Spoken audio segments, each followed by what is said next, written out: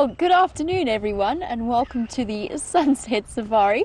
For those of you who don't know, my name is Jamie and I have Jeandre on camera with me this afternoon. And somewhere out there on Wendy is Scott along with VM the wildebeest.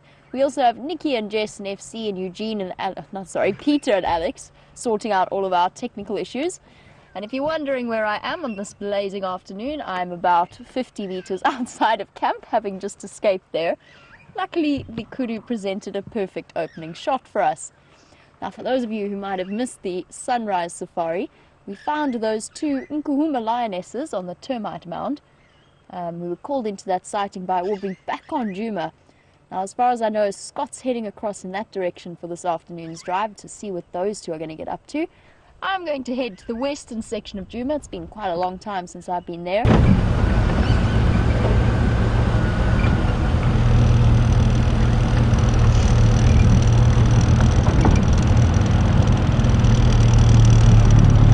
I don't know what they're doing standing in the blazing sun. It's certainly not where I would be if I were a kudu.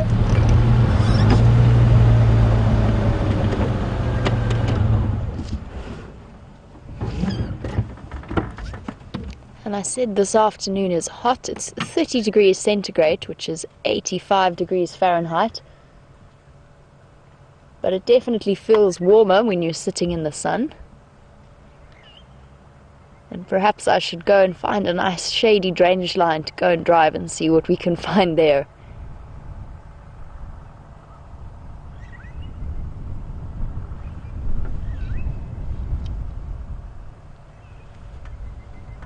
You can see the little oxpecker hopping along her back, picking off the ticks.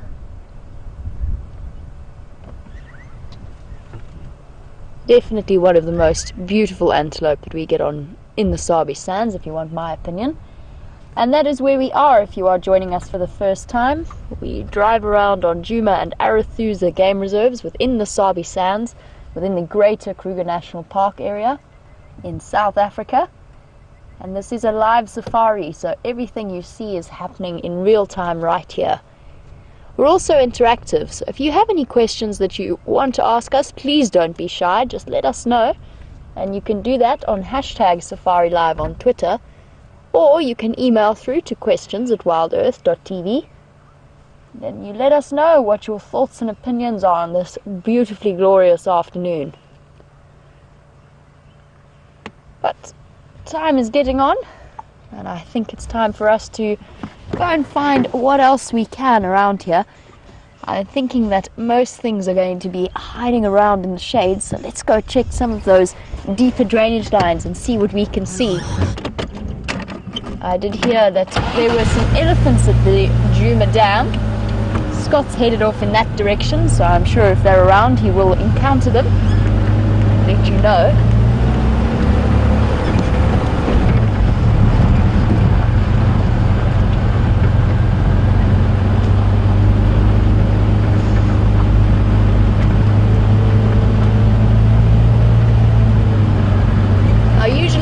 In between drives, I try and spend a little bit of time researching up on different topics. This afternoon, since it was Sunday, I engaged in a game of Trivial Pursuit, which I have not played since I was probably about 16. Unfortunately, it didn't go very well for me, and I lost the game to Brent, which I wasn't terribly impressed with. What's up, go away bird? Why are you shouting?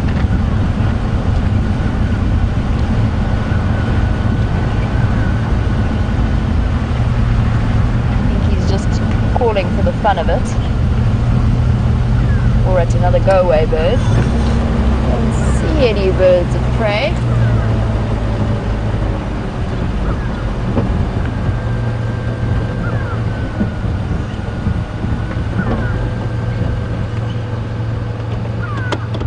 What have you spotted? Are you just shouting?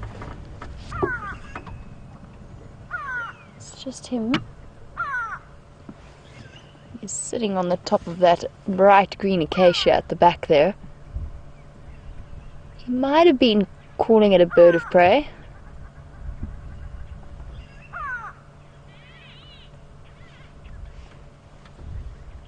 Here he is, right at the top.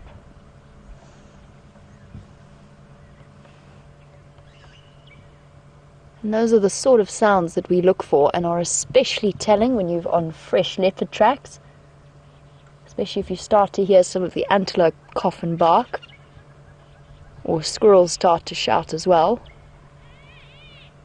But I think he's just been talking to his neighborly go-away birds. There doesn't seem to be anything here. They will also alarm call at snakes as well. So it's sometimes useful if you're looking for those kinds of things, but of course very difficult to see, especially as this grass is getting greener and thicker. You have to sort of scour the bottom of trees, but I have found a snake or two before like that, whilst obsessively trying to follow up on a go-away bird call. But I think in this case, he was just having a conversation with one of his neighbors.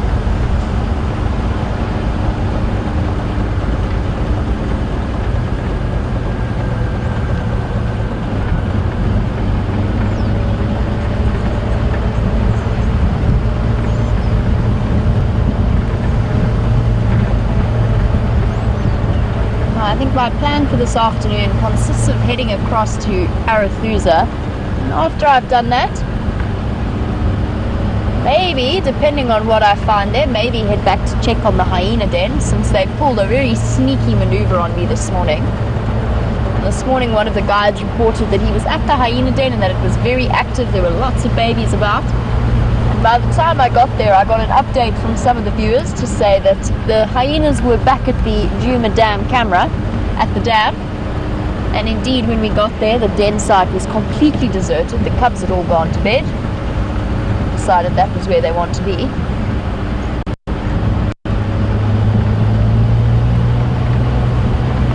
I wouldn't mind having another look at what those cubs are up to.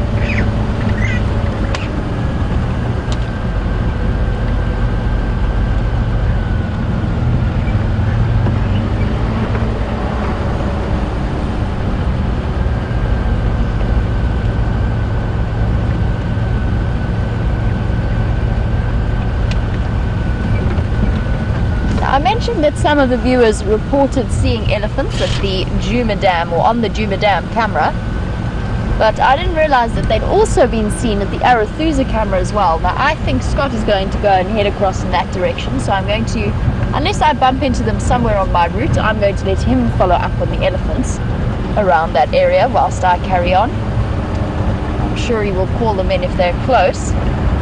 But since we're going to Arathusa, I'll definitely be keeping an eye out for those ellies.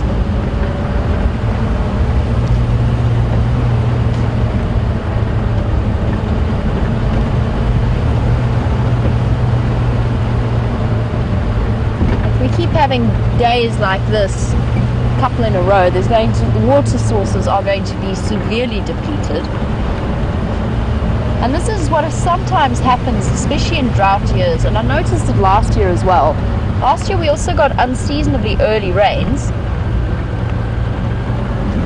and then sort of towards everything came out, it was all green, everything was looking beautiful, and then October came and there was no rain, and November came, there was no rain. It got hotter and hotter and the winds started to blow through in October, and everything started going brown much sooner than it should. I'm really hoping that's not going to be the case this year. We definitely need some good rains.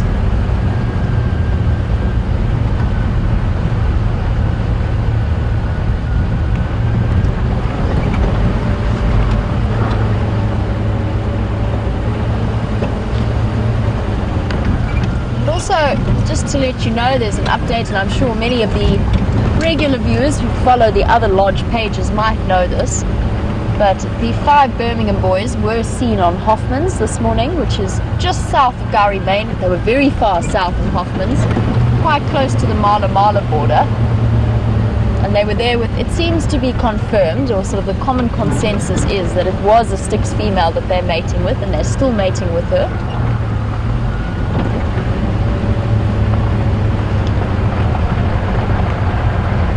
Be very, very interesting. Still wondering why these Nkuhumas have come all the way back here and what their plans are.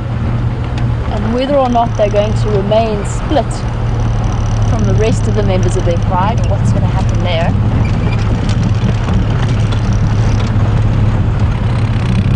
We'll just have to wait and see.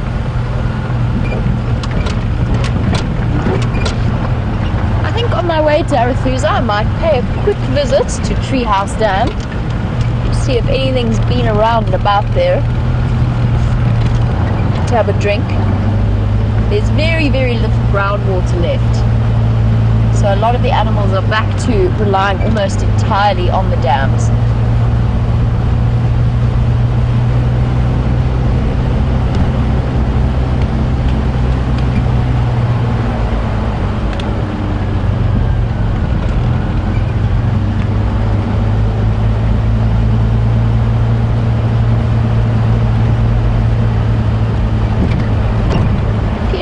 This drainage line to see if I can see any signs of those ellies. They do sometimes make their way on a fairly regular basis from the dam to this area because they love all of the freshly sprouting baboon tail. And whilst I double check and look for deep shapes, deep dark shapes in the grey, you must be wondering what Scott has been up to, so let's head across to him for now and I'll be back with you a little bit later.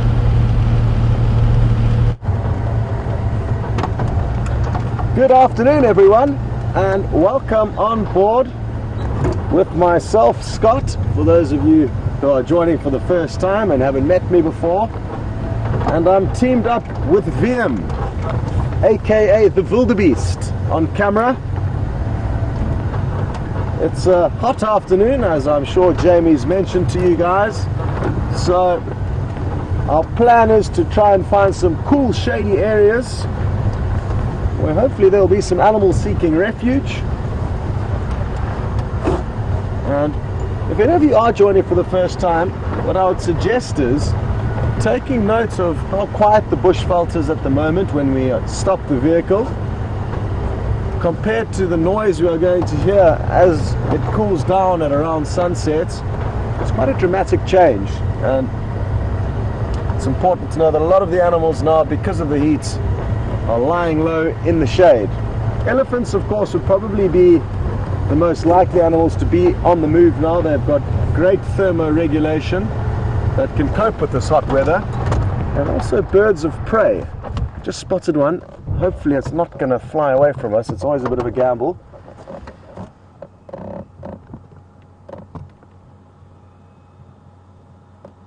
Ah, it's working out perfectly. It's heading straight towards us. It's turned perfectly because Wiem couldn't tilt the camera anymore on the tripod. Imagine being up there. Well, actually, you don't have to imagine it, because there's a strong chance later on Drive you'll be up there with Andrew piloting the drone. And that was a female Bateleur eagle. They are one of the... Oh, we need to get a quick link to Jamie. She's got some action.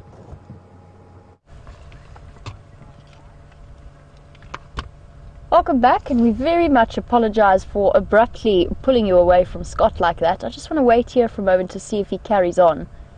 But our one-horned impala friend has just chased a female around us about, what is it, Andre? 3 times? 4 times? At least 4 times. Sprinting around us like completely mad creatures. I don't know what he's trying to do, because he's definitely got the wrong time of year for this kind of chaos.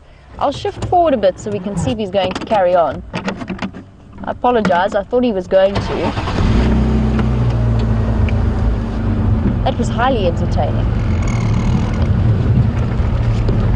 He chased her round and round and round and round. This poor female was looking absolutely exhausted.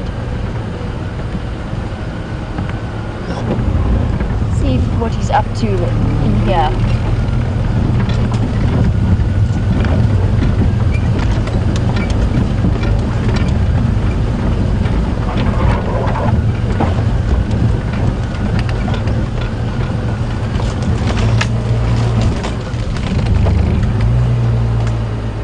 Well, our unicorn friend has settled down again.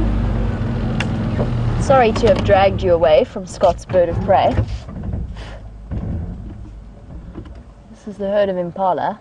I don't know why he's decided that he's going to keep them herded. He's got completely the wrong time of year.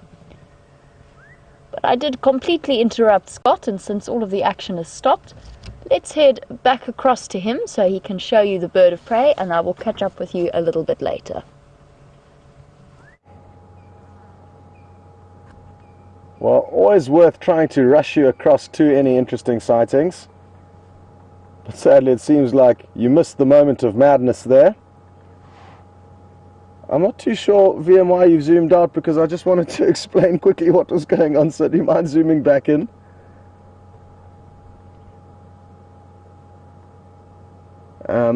So this is the beautiful eagle that we saw fly past us earlier, and I wanted to just show you in the book quickly how you differentiate the male, who's half black, half white under his wings, compared to that of the female, which is mainly white. And the easy way that I remember is that you could imagine a lady in a white wedding dress, I guess with black shoes would be a bit controversial, but that's the case over here, and the male wearing a tuxedo, half black, half white. Interestingly enough, the juvenile, which you can see here, takes about 5 to 8 years to get its adult plumage. And what we can read into that is that birds of prey live for many, many years. Possibly 50 years or plus is not uncommon. So they've got a long lifespan, these birds. And these are mainly carrion searchers. They search for carcasses and are great help to us when we find them in a tree. They often lead us to leopards. Woo! Excuse me. So they do help us find animals with their kills, but they can also hunt for themselves. So they have mixed skills, but the majority of their food, I think, does come from scavenging, and they're a low-flying scavenger, unlike vultures who tend to soar much higher up in the sky looking for carcasses. The Bateleurs often fly quite low, so they're often the first to the scene of the crime.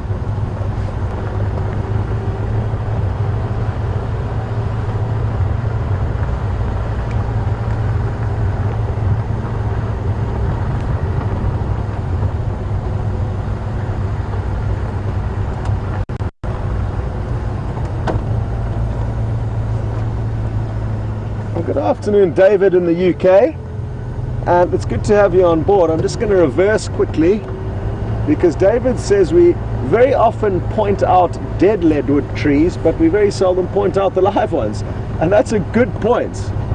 A very, very good point, David. So just for those viewers who may be new to the show, I just thought I'd like to show them a dead leadwood tree which we've just passed. This is a beautiful one on our right. They can stand for hundreds of years after they've died because they are so dense and hard that termites cannot eat through the wood, and that's what allows them to stand for many, many years after they have died.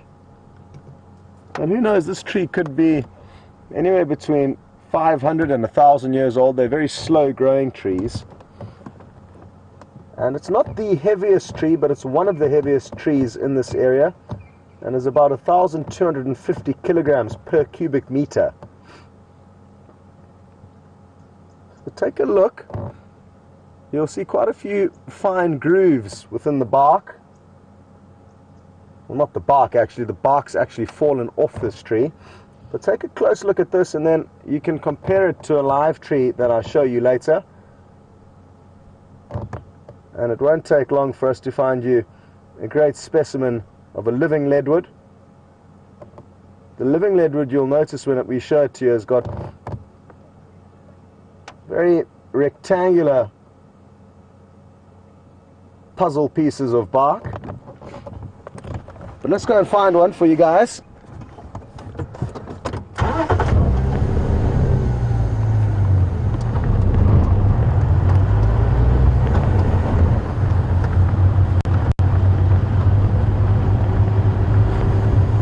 There's a whole grove of them in the Milwaukee riverbed which we're about to cross through. I sadly don't think we can drive down it because the signal is a little bit shaky at the moment in the riverbed.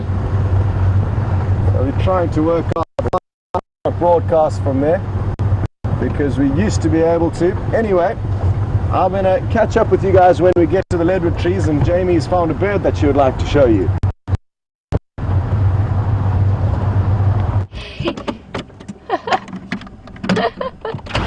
Welcome back.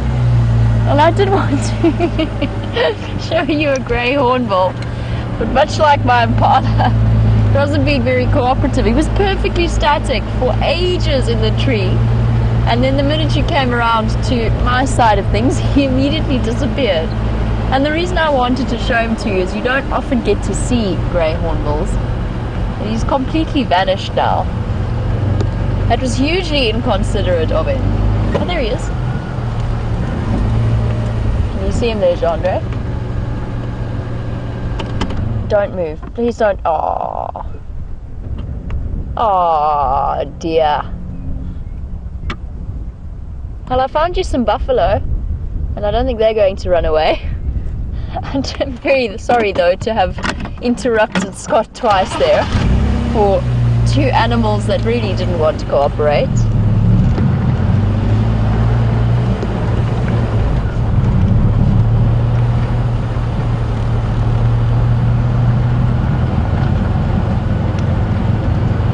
Quite a big herd of Duggar boys, actually. I think they might be the ones that usually live at Treehouse or close to Treehouse Dam.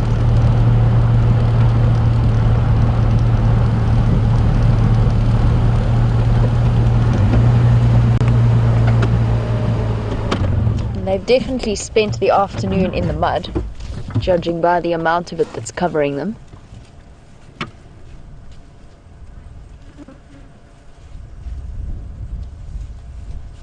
They're very slowly making their way through. And the one thing I had noticed, and I've remarked upon it before, is that it's been a long time since we've seen, or at least not a long time, but I definitely haven't seen as many groups of Duggar boys, or mud boys as they're known, as I have in the past. But I've also never seen such large herds of them moving through as I have since I started working here. It's quite phenomenal.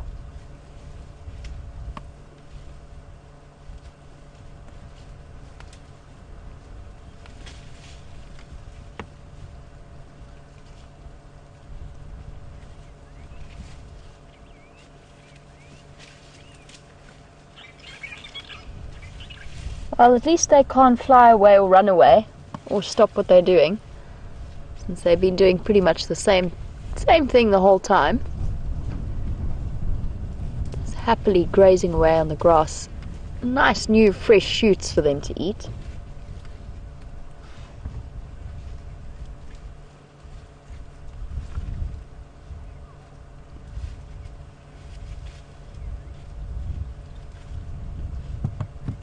What I'm going to do is try and make Jandre's life a little bit easier, since it is straight into the sun. Just loop around and get some of the ones that I saw on the other side that we can show you.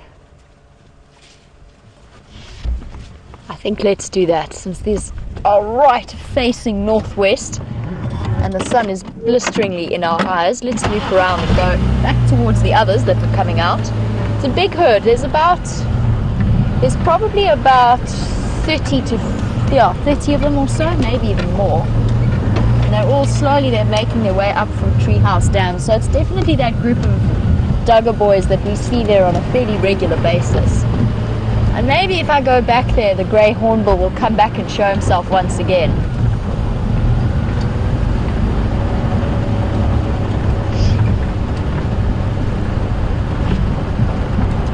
Keeping my eyes peeled.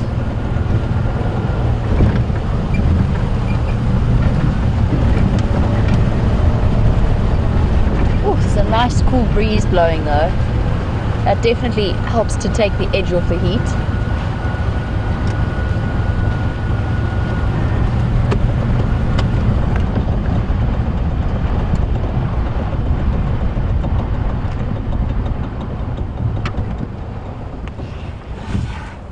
It's alright, buffalo. Hello.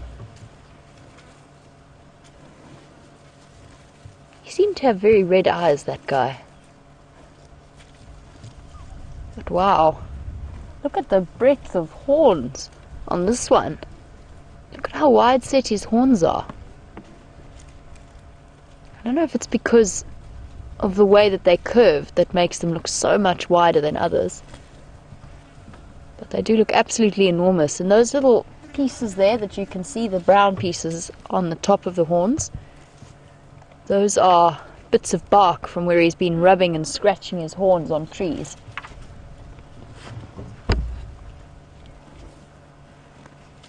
He's not that huge in size, but he does have an enormous set of horns. And you can just imagine how perilous it must be to be a lion trying to hunt one of these. With such a heavy horn base and 800 kilograms worth of buffalo behind it, carrying the momentum of probably moving at about 40 to 50 kilometers an hour. They're seriously quite dangerous animals to take on.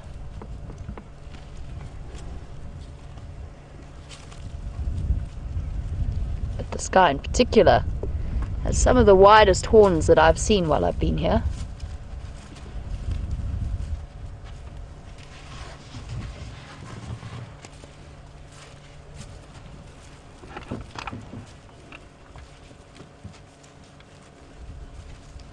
Might just be the way that they curved. Oh, but apparently the other guy agreed.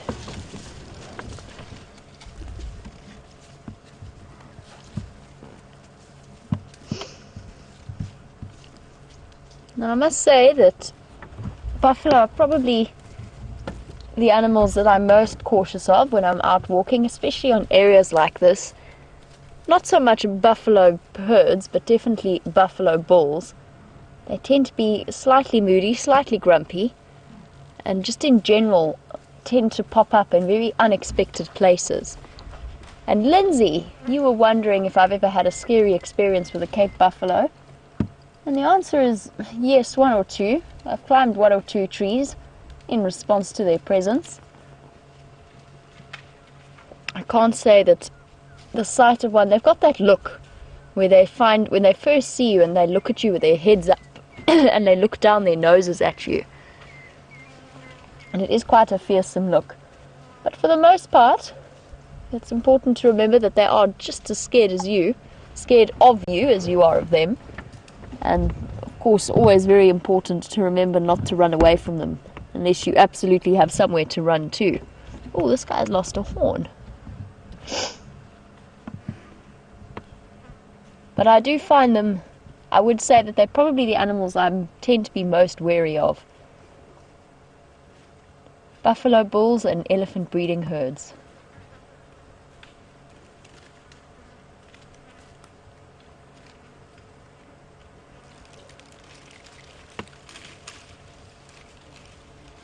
I'll think that they have very strong, very basic instincts. It's either fight or flight.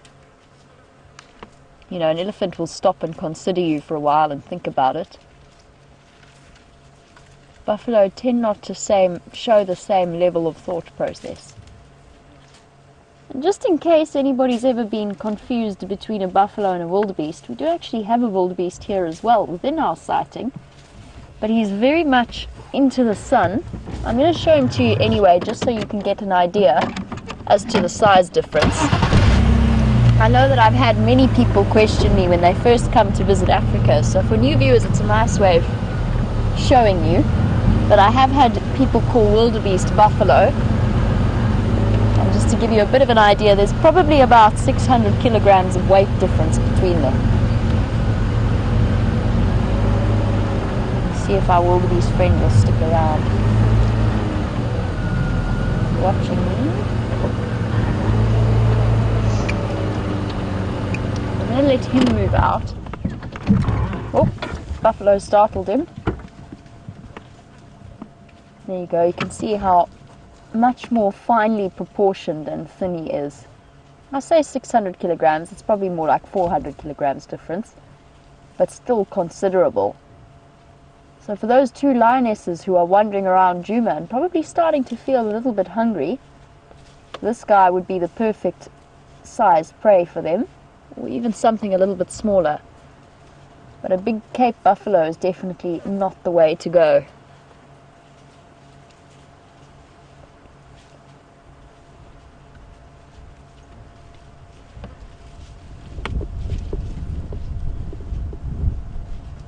You can hear the wind picking up. I wonder if there isn't another cold front on the way, hopefully bringing with it some rain and relief from this heat. Not that I mind, I love being hot like this. But I think we could use some of it.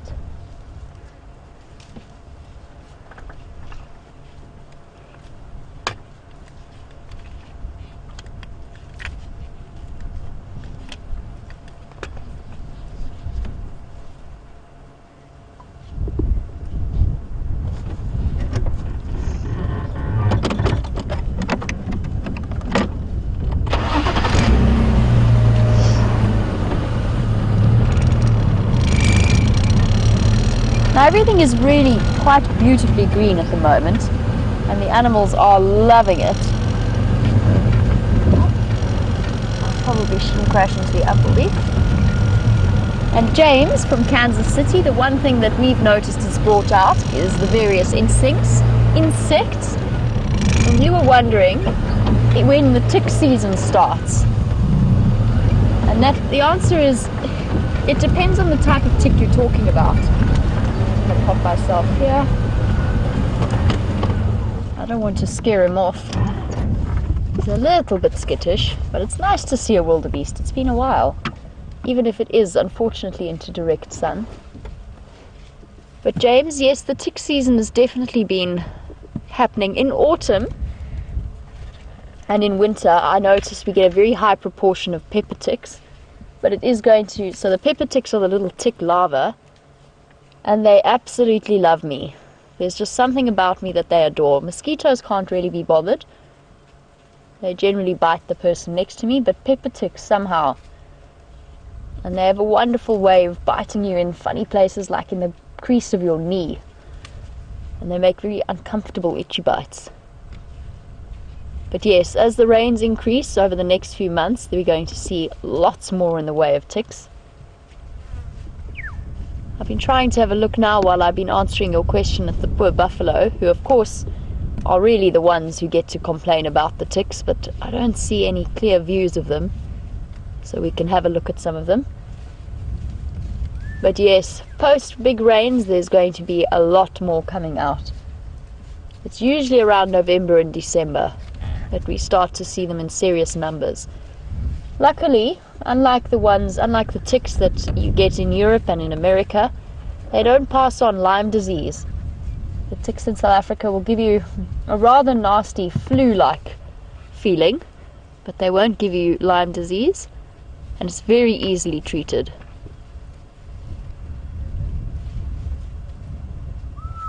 Oh, I think Scott has found the hornbill that I lost earlier, so let's head across to him. I will catch up with you a little bit later. Welcome back, everyone. And this is the southern grey hornbill that Jamie was trying to show you earlier. There must be a caterpillar hatching on this acacia tree, because I can see it hopping from branch to branch feeding. And I've also noticed another hornbill in this tree, a yellow-billed hornbill. So the word's obviously spread that there are lots of, it looks like a caterpillar or a worm that they're feeding on. Oh, there it goes. Oh, well done, Viam. Great work on the camera there. That is the southern grey hornbill. It's the most drab of the hornbills that we get here. The most common are the red-billed and yellow-billed, which understandably have got brightly coloured beaks.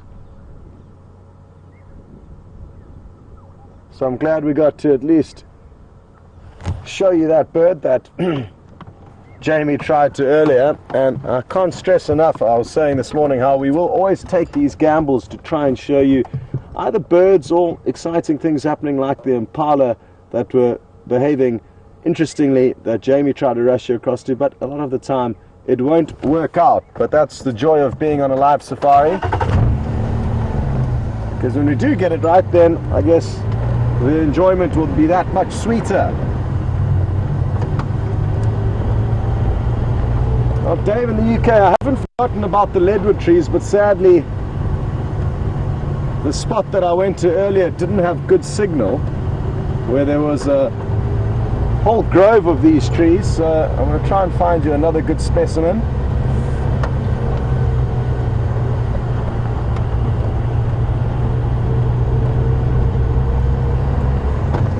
We're going to slowly make our way up towards the Buffalo's Hook waterhole. I think that the two lionesses that Jamie spent time with this morning, who were nearby that waterhole, could well have headed there during the course of the day to quench their thirst. Failing that, we will return to their last position. But I think while it's still going to be worthwhile to check that waterhole, because even if the lion aren't there, we may find a herd of elephant drinking, or if we're lucky, even swimming. It's something you don't really see in the winter months, but come summer, it's the most awesome thing, seeing a whole herd of elephants swimming through a waterhole using their trunks like periscopes to keep their oxygen levels high as their heads are held below the water.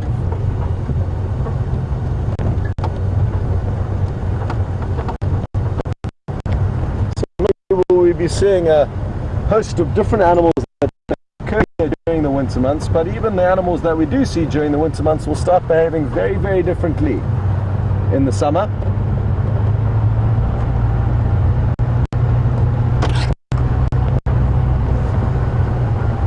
The bug just flew into my eye, and it's released an acid that's quite burny.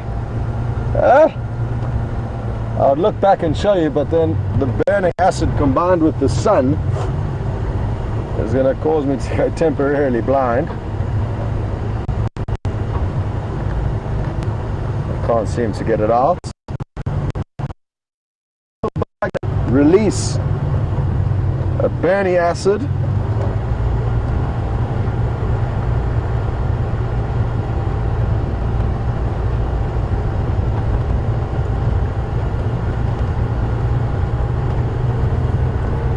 I think I've got it out.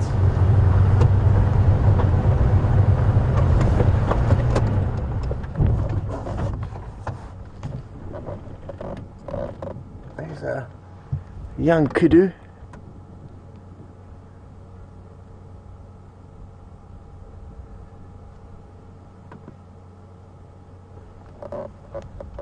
There's another one coming into the clearing, Vim.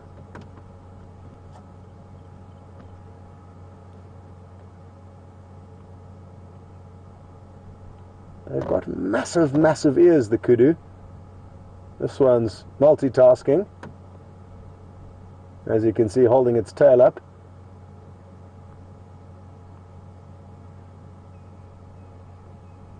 And the reason why they have massive ears is because they are predominantly found in thick bush.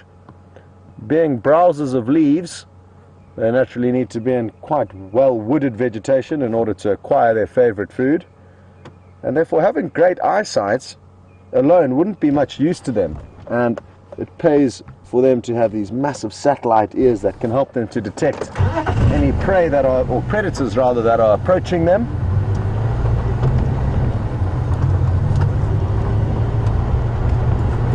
And they're not too far from where these lionesses were left, but heading in to a safe area away from where those lionesses were.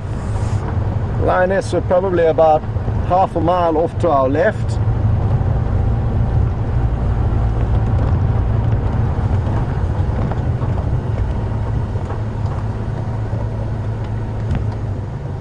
It's a lilac-breasted roller that just flew over. Just keeping an eye on it because they do a wonderful display at this time of the year. We managed to capture a portion of that display on the sunrise safari, again thanks to VM's great camera work.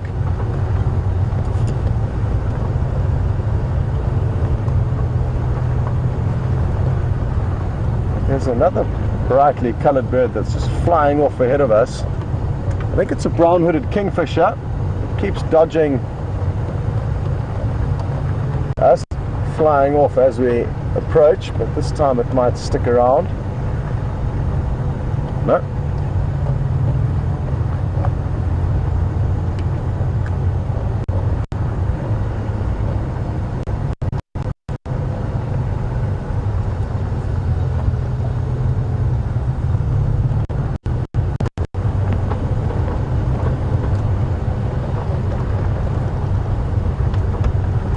we continue to seek out a living Leadwood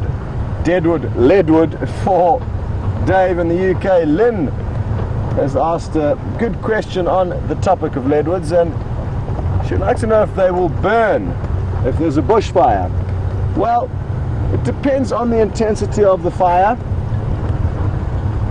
but there's a strong chance that only a very small portion of the tree will burn, and the whole thing won't actually burn and fall down. So what I'll try and do is find you some specimens that have been partially burnt but not entirely. But it's a problem when fighting fires out here. The harder trees like the Leadwoods, because they are so hard, they burn for many days. They're very slow burning trees. So you may think the fire is completely put out, but a Leadwood tree or a bush willow tree may continue to smolder very slowly, and come the next windy weather, the next gust of wind, it fuels that fire with oxygen and then starts another fire. So it's important to make sure all these hardwood stumps and logs are properly extinguished, otherwise the fire could kick into gear again. They usually are quite fire resistant. Unless you built a massive fire at the base of one of them, the fires that blitz through at high speed aren't capable of actually igniting them to a point that they'll continue to burn.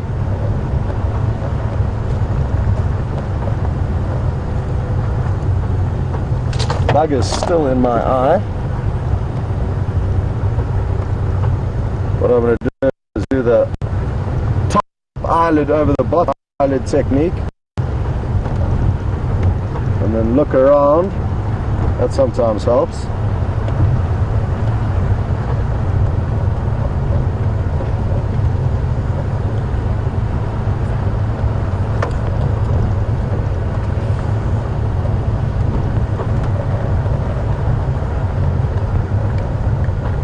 I think that little trick worked, and it seems to be gone for now.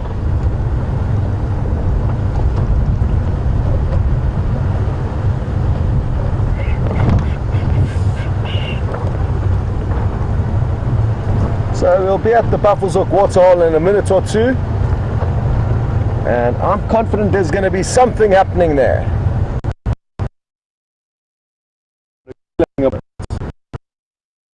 A large amount of elephants moving through. I'm checking carefully along the road to see if there's any direction, but no clear signs. Oh, there's some leopard tracks heading down here. Very good. Not sure how fresh they are, and they're going to be difficult to show you guys, but let me see if I can't find a good spot to show you some. Looks like a female leopard.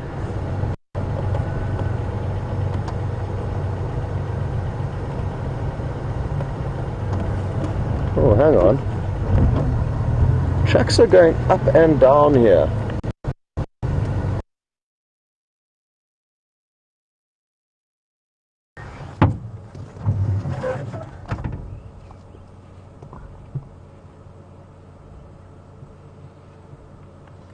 So, Phil, I'm not sure this one comes out, but she's heading towards the waterhole. Can you go? Have you got that one?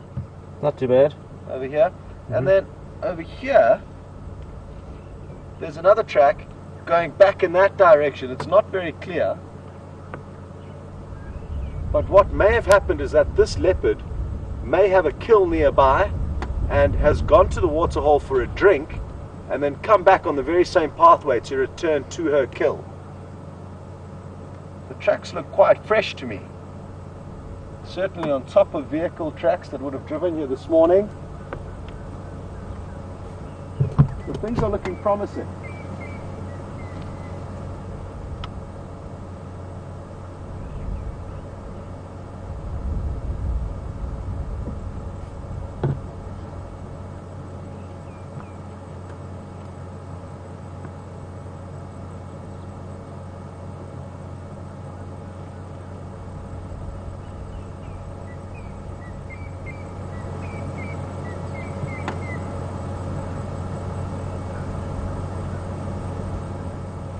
feeling confident we're going to find a female leopard with a kill.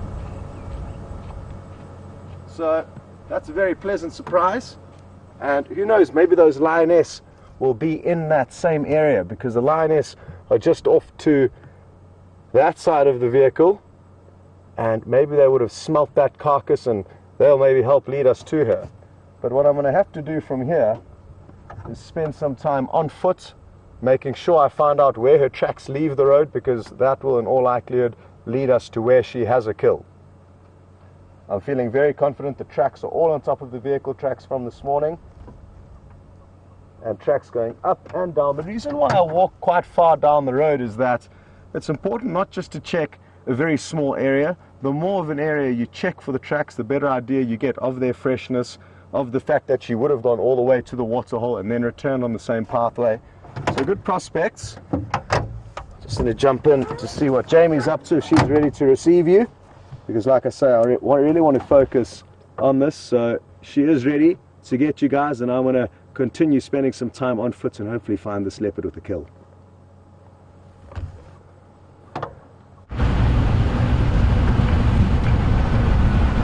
Welcome back, and you've caught us at just the right moment as we enter onto Arethusa to see what we can find here.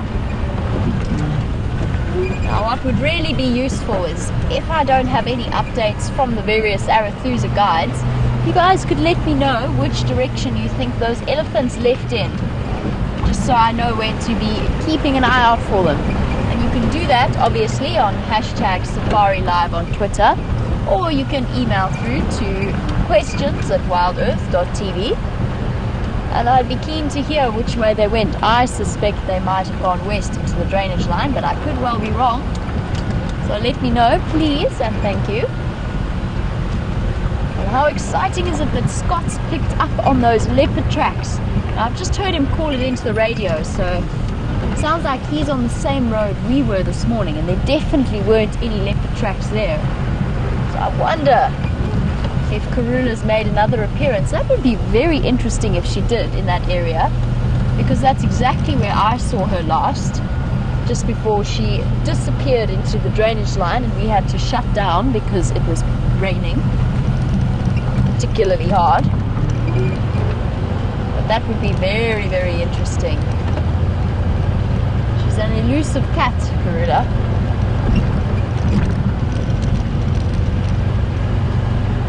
I'm also on the lookout as well on Parallel Road South, as always, for tracks of Shadow. Curious to see or hear about where she might be at the moment. I'll keep my eyes peeled. Definitely is known to enjoy this area.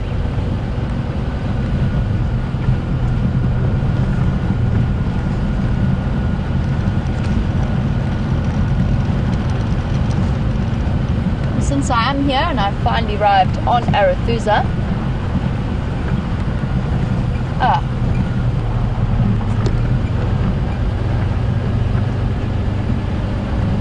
I can hear the guys very clearly on the Arethusa radio, which makes for a wonderful change. So just bear with me a moment whilst I try and ask for updates.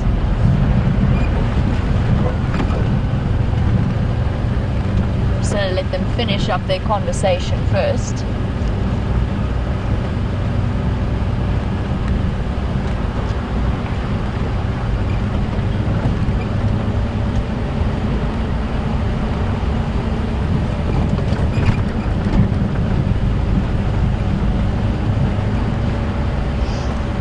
Give them a moment just to finish up what they're talking about, and then get back to you in a moment.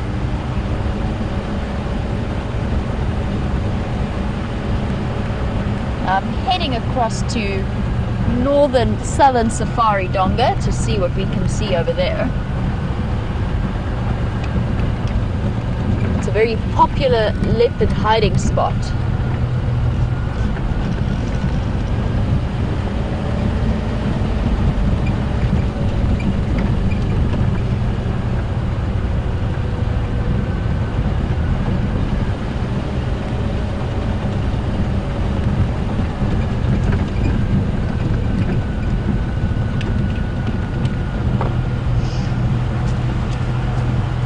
we've got a very special request from Gracie, who is 8 years old. Hi Gracie, it's great to have you watching the show as always. And Gracie wanted me to wish Nurse Angie a big happy birthday, not only from me but all of the WildEarth team. And Angie, apparently you are watching from home, so happy birthday. I hope it's a wonderful day. Send through, maybe, you never know, we might be able to find something special for your birthday. I'll be looking out for a nice flower or something along those lines. But Nurse Angie is the one who introduced a couple of children to watching the show, and I think it's a wonderful thing. And Gracie, I'm not sure if you were watching this morning, but Bob the Bateleur is still safely tucked away at Buffelshoek Dam. So the hippo is still around, and I've noticed that his tracks very often go up and down from the other pod of hippos at Sydney's dam. So he's definitely not too lonely. Oh, I really want to find a flower quickly for Angie's birthday. I'm going to be keeping my eyes peeled.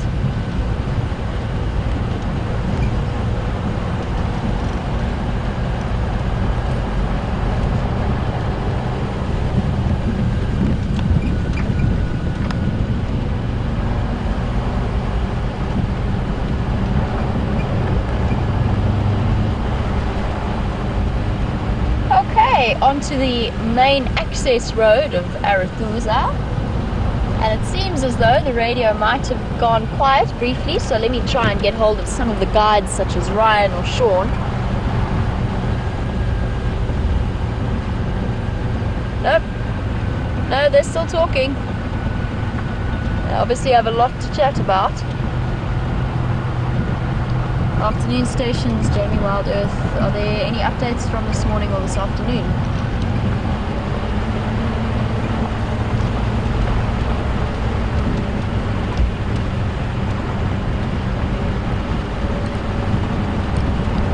Yeah, can copy you.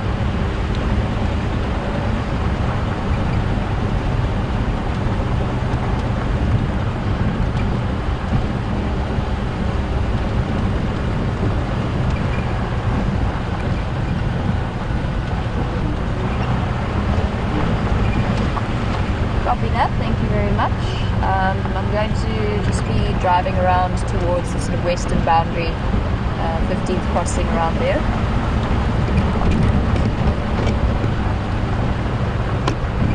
Okay, it doesn't seem like there's too many updates apart from those ellies, which some of whom have just crossed over the northern boundary. But I don't know if that's the same ellies that you might have picked up on the Arathusa Dam camera.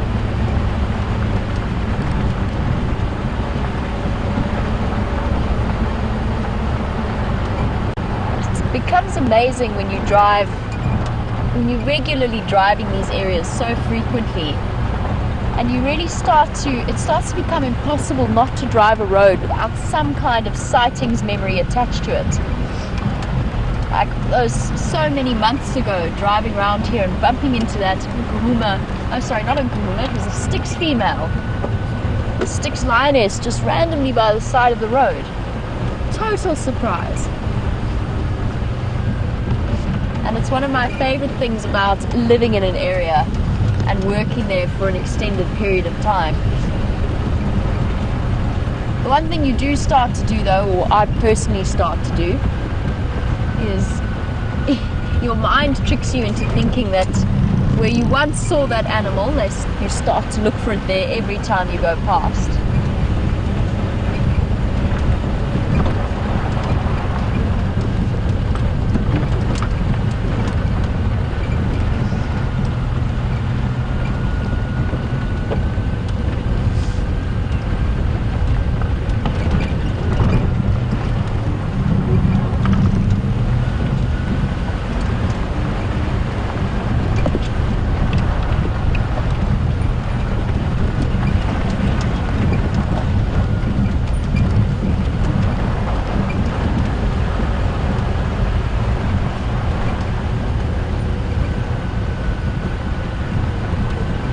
Question as we sort of generally just bumbling along to try and see what we can see, and that question comes from Joyce, who's watching all the way in New Hampshire, And Joyce would like to know if I think this is what Joyce is asking, whether or not the woodlands kingfishers are back.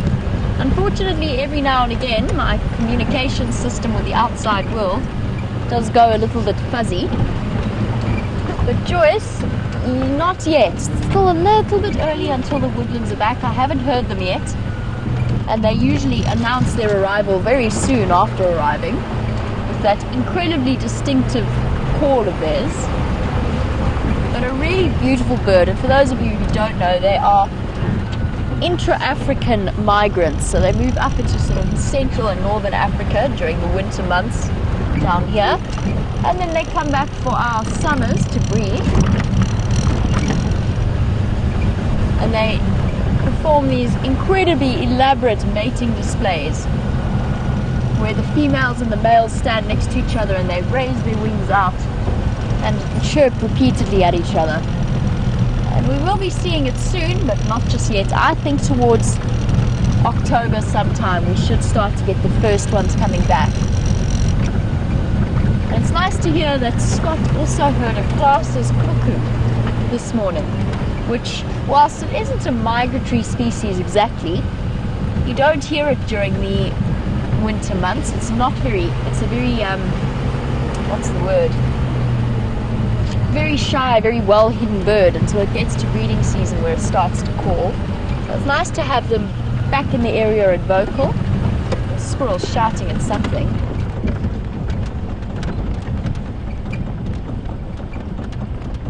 Stop in the shade here and have a listen. What have you spotted, squirrel?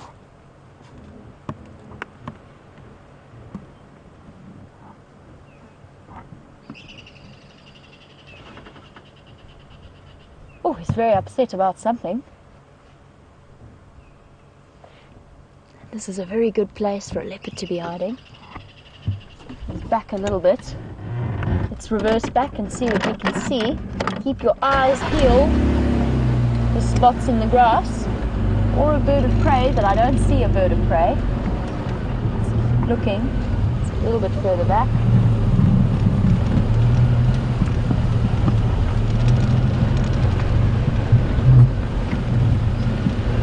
Let's go and explore what our squirrel is shouting about.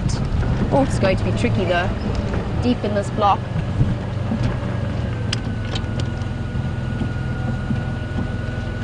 Let me just get a better idea before I go barging in which direction he's calling from. Perfectly that way.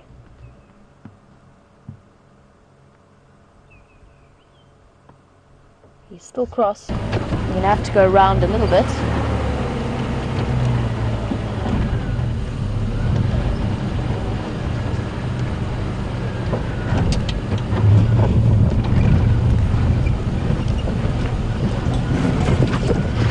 Try and move as quickly as possible. Oh, that's not going to be so easy.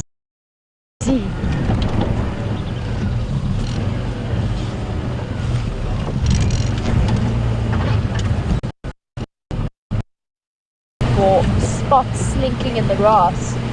It's very often that they're alarm calling at a leopard moving through an area. Whoop.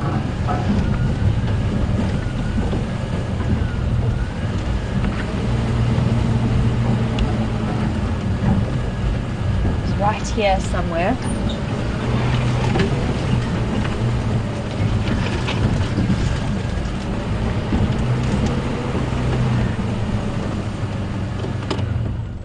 For a moment and listen again.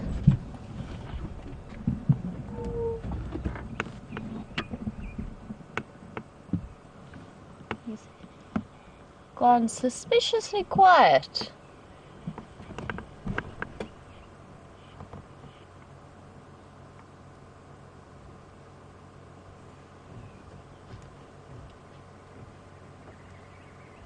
I wonder what on earth he was shouting at.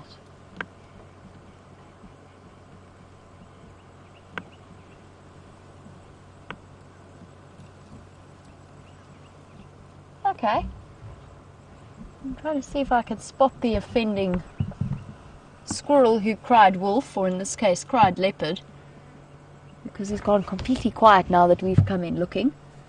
And generally when squirrels do spot leopards, they tend to shout about it and hyperventilate for quite a while, even after the leopard has gone past them. So I don't think it was what we were looking for. All is quiet here. Very, very quiet. Squirrels leading us on a wild goose chase.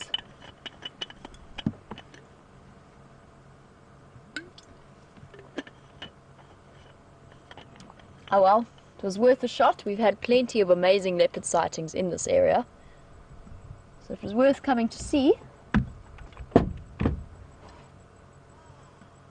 Oh, don't you start now. It's a very half-hearted go-away bird that gave a bit of a croak. Not really anything serious, just a sort of a wah sound.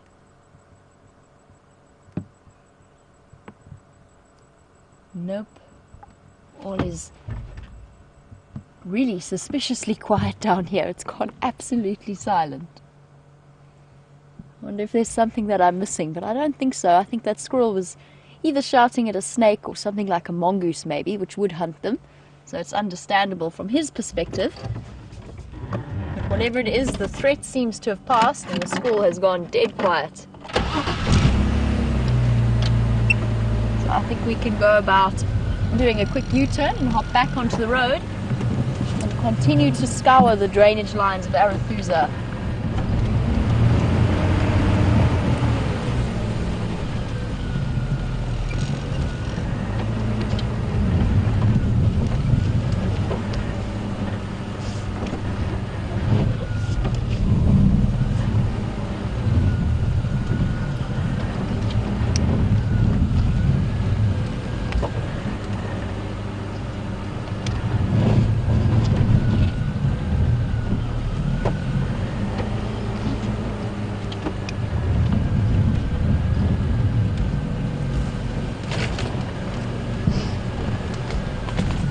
Cucino John, who's one of our regular viewers, has suggested, since I did offer up the option to Angie, that on her birthday we might try and find her something special, and John suggested that we head out and find Junior, and I absolutely promise you, if I knew where he was, I would do that 100%.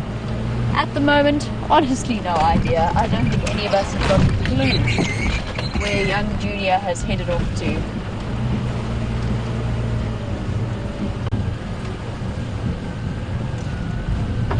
Everybody watch your heads. Oh, it's quite the stump there.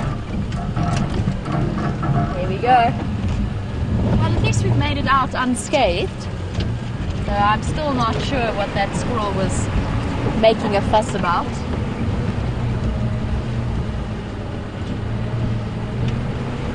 The other nice thing about summer, and I secretly quite like it, is that the spider webs are back out and about across the road. I just drove through one now, just one of the little strands that come across, and it's always interesting to watch people's different reactions to spiders. I've obviously always been completely happy with them. They don't bother me in the slightest. And I know that I've mentioned before that my little brother, on the other hand, is absolutely terrified of them. And I've had guests do the most amazing things to try and get away from a spider that we've driven across. You know, so I always try and catch them and bring them down before they hit the people behind me in the face. But sometimes you miss one, your concentration is elsewhere, and a spider drops into the vehicle on the odd occasion, especially in midsummer when the golden orbs are out and about. And I've had people who are willing to abandon the safety of the vehicle despite not knowing what's out there or anything like that. They're quite willing to jump out of the car to escape an incoming spider. I've also had somebody who managed to levitate from the front row to the back row without touching the middle row in response to a spider. It was quite phenomenal. She launched herself backwards. But it's my first time experiencing it with a camera on the back, and of course the cameramen don't mind, but their cameras certainly don't appreciate shiny spider webs covering the lens. Oh, I thought I heard something. Oh, it's the Oriole. I thought it was Gendre whistling at me. Sorry, Gendre. I just heard this perfect whistle. I thought Gendre had spotted something in the bush that I'd missed.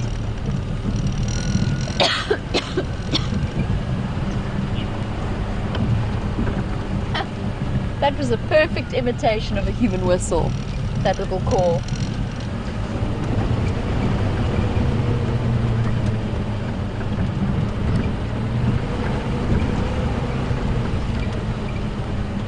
Okay, time to explore the depth of the shadier areas of Arethusa. And I don't mean that in a dodgy kind of way, I just mean shady as in it's a little bit cooler down here. This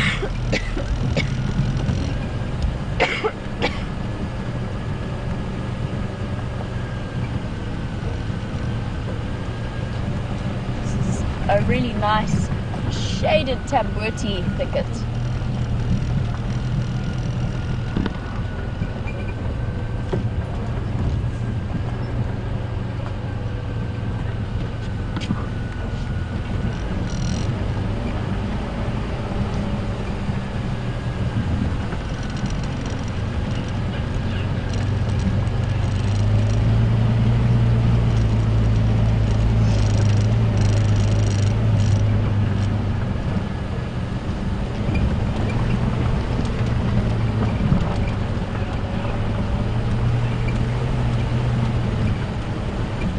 To be very, very quiet down here.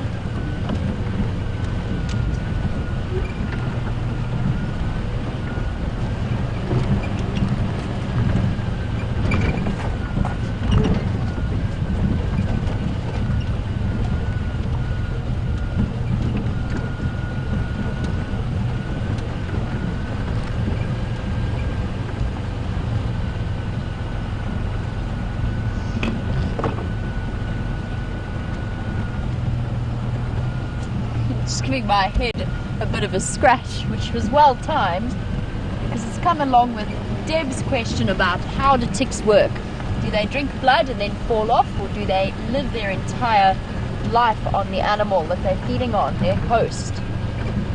And Deb, it's actually quite an interesting question if you are as fascinated by the tiny creepy crawly things as I am. So the ticks, there's different types of ticks, there's different species of ticks. So some of those absolutely enormous ones that we see on the bigger game species like giraffe and buffalo, and then some of the slightly smaller species that hang about, and those are the sort of things that you're going to find on impala, and even tinier ones on things like spring hares. So everything has their own collection of parasites, but it kind of is ranked in size depending on the size of the animal. And because of that, each tick has a different type of lifestyle. So there's one that has a 1 life cycle, one that is called a 2 cycle, and one that's called a 3 cycle tick. There's different species such as bont ticks, red ticks, brown, what are they called? Name's gone out of my head now. But essentially for some of them, the larvae hatch and they jump onto an animal and they then mutate whilst on the animal, so they metamorphosize into the adult, breed and drop off. Female lays her eggs and dies. And then there's some that jump onto a host animal when they hatch, then they drop off after they've had some blood and time to develop.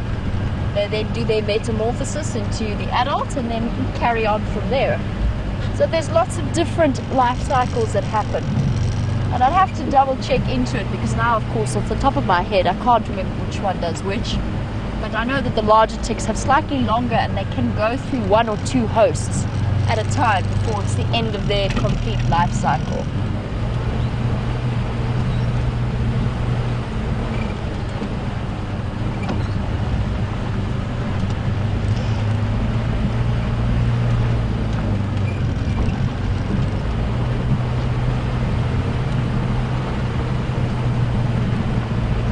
It's still very, very quiet here on Arethusa as we're driving through, and I believe that Scott is out and about and back near Buffelshoek Dam exploring that area. So let's head across and see what he's found swimming about in the dam, and I will catch up with you a little bit later.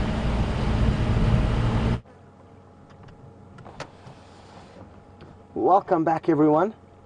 And the tracking of that female leopard was short-lived, as myself and William, who is Aubrey's tracker, bumped into a breeding herd of elephants whilst on her trail.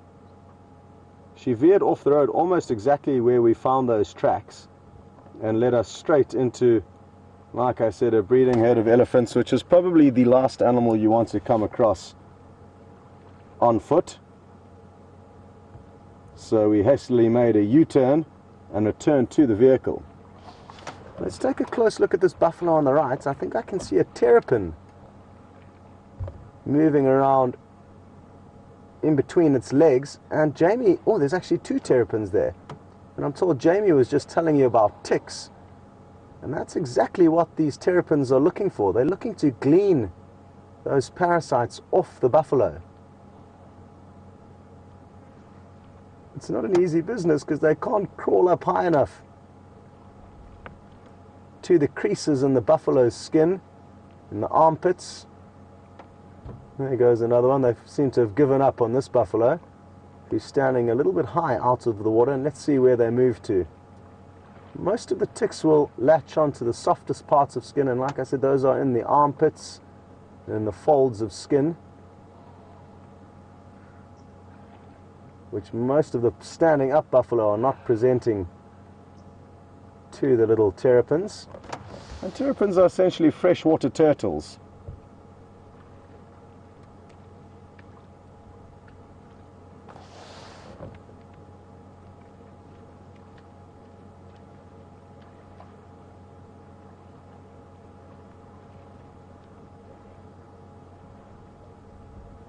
Now, we haven't given up hope entirely on this female leopard. I'm convinced she has a kill in this area. It may be a little bit further away from the water than you'd assume.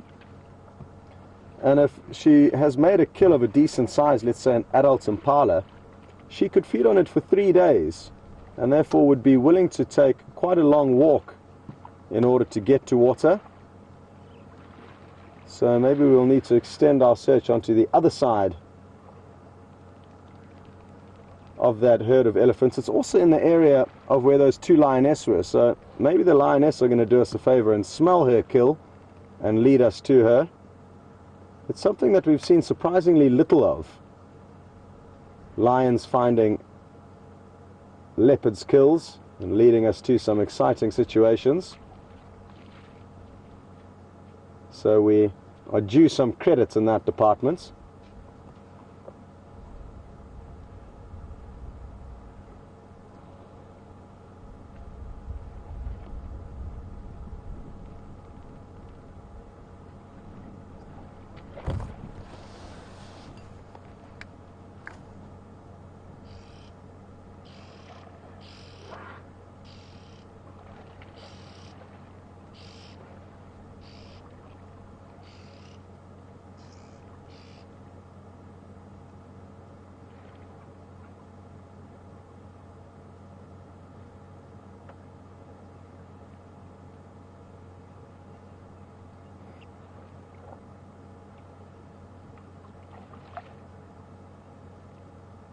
This is a question we don't get often.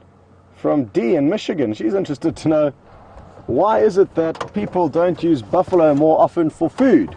And they do. Maybe you just haven't heard about it. At one point, and possibly still to this day, in the Kruger National Park, you could buy buffalo pies as well as buffalo steaks from the different rest camps where you could stay. So they certainly are edible. But what you'll find with a lot of wild animals that you can feed on is that they simply aren't as easy to cook and tender as the stuff that we buy in the supermarkets, like beef and lamb. So that's probably one of the main reasons, but they certainly are edible and quite tasty as long as they are prepared correctly. So there's no reason why you shouldn't or wouldn't eat a buffalo if you wanted to. Maybe you just haven't heard of it, as it probably doesn't happen too much over in Michigan, but it certainly is a possibility out here in Africa.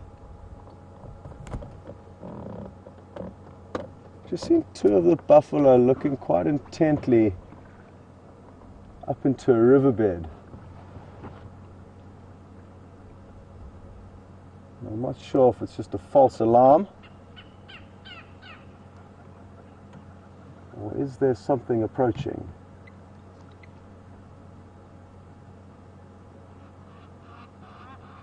They certainly won't be scared of... Oh, there's a saddle-billed stork hiding behind the bush on the left there. So I doubt they would confuse that with anything dangerous.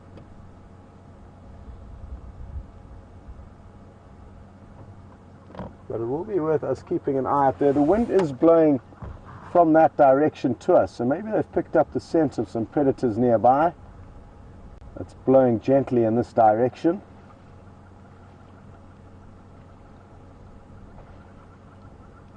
What a beautiful scene it is here at the Buffelshoek Waterhole. There's one animal that we haven't showed you just yet, I don't think, and that's the hippopotamus. In the middle of the water there. Very good, Andrew. Andrew's just driven past, so I was giving him a quick greeting. He's a wonderful guy, and we're so lucky to have him as well as all of the guides that we work with in this area. They're hugely accommodating of us and our needs, which are quite different to the way they operate. And he's just asked very politely if he can join me, which of course he can. I'm just waiting for a gap on the radio before I reply. Yes, of course, Andrew, no problem.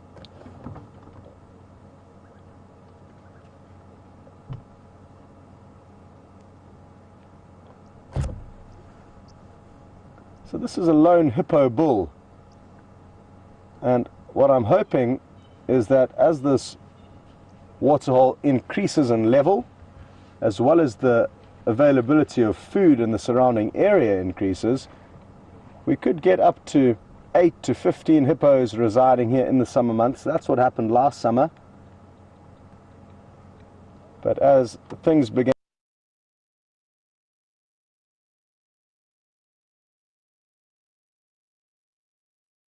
to dry out both the waterholes and the vegetation surrounding the waterholes, the hippos have moved off elsewhere.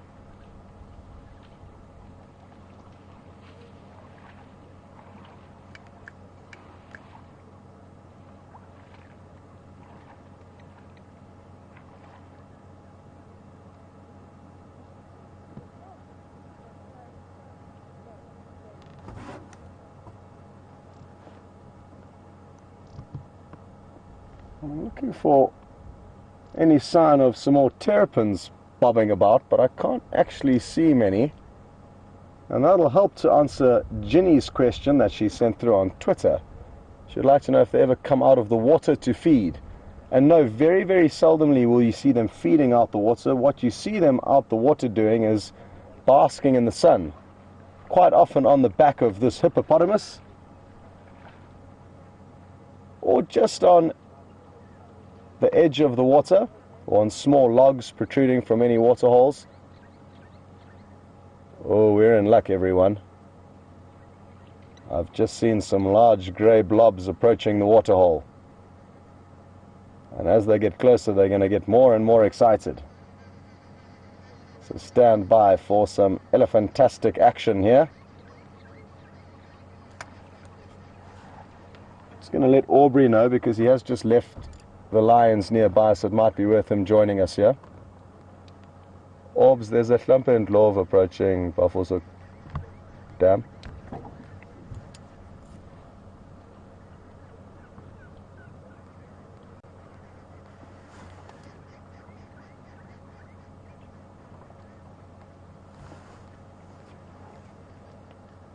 Affirmative, thanks.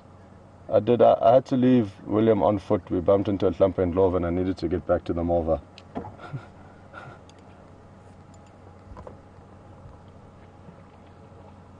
Here they come. Yay, look at how excited they are. All different shapes and sizes. Oh, wonderful. I love seeing elephants trundling up to water excitedly.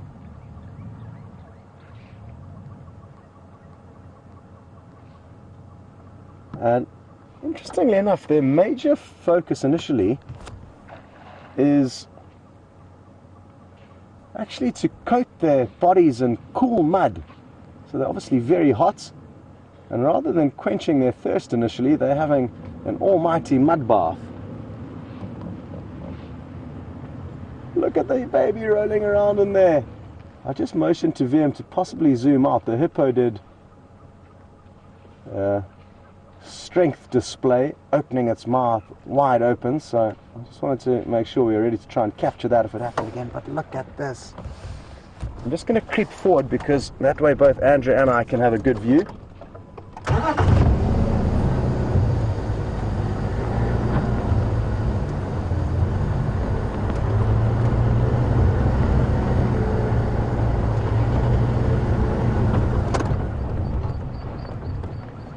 This is insane. They are going bananas in there.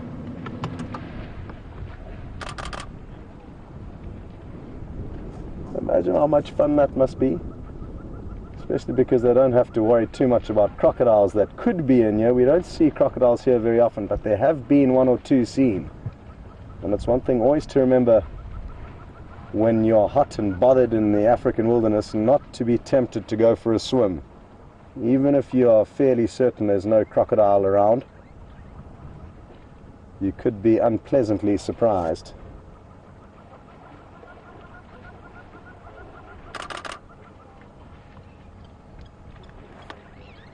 Well, we just spoke about this a little bit earlier, how it's going to be more likely to see elephants swimming in the summer months. And this young calf that you can see is, I guess, the closest one to doing that. They've hardly actually had anything to drink. They've had a very quick drink, but their main focus was to cool their big bodies down.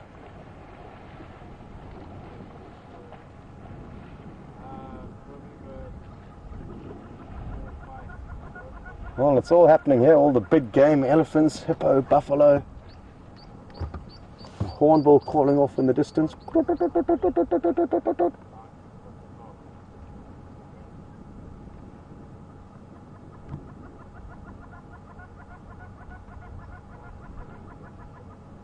Magical.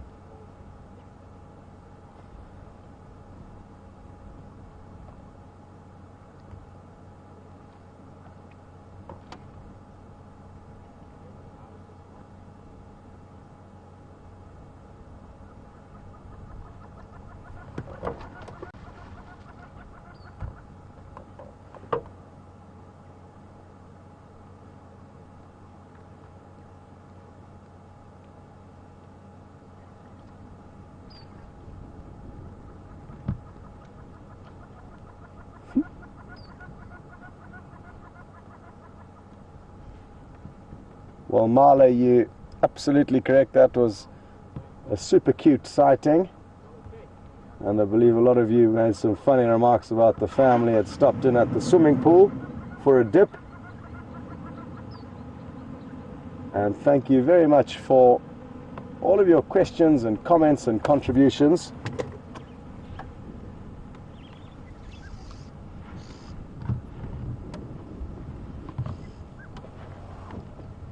I thought I had seen a baby crocodile in the water, but I think it's just a piece of poop floating around just to the right of the hippo. It's got a very crocodile-like shaped,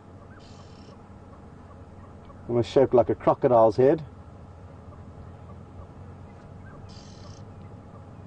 That is what got me excited, but that ain't no crocodile. That is a piece of poop.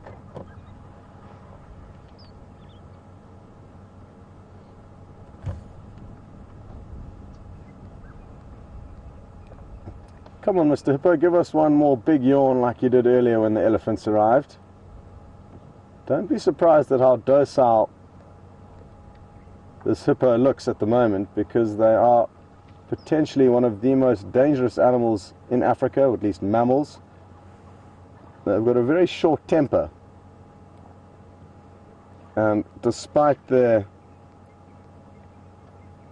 quite rounded bodies and very short legs, they are incredibly powerful and can move quickly both through the water and on land. Far quicker than any human can move.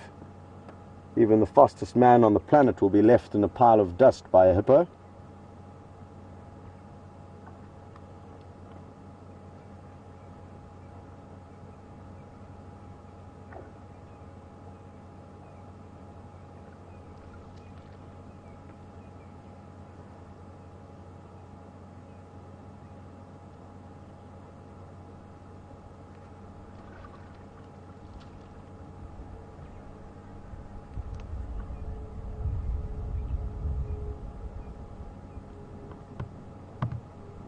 Now you'll notice that the only part of the hippo protruding are its ears at the moment, and just like us, the hippo cannot breathe through its ears, but it can hold its breath for quite a long period of time. 3 to 5 minutes, but usually they hold it for about 2 minutes, then take a short break like he's taking now. Look, he's opened up his nostrils, and as he puts his nose back into the water after about 10 or 15 seconds, he'll close those nostrils so that water doesn't come rushing in there. They would have closed as he put his nose under the water. Let's see how long it takes before he takes his next breath. Oh, that one wasn't it. Although he hasn't taken a breath yet, he's just keeping an eye on us. But they can hold their breath for long periods of time. And what's important to remember is wherever you see a hippo submerged like this one, you know that it will be standing. They don't float.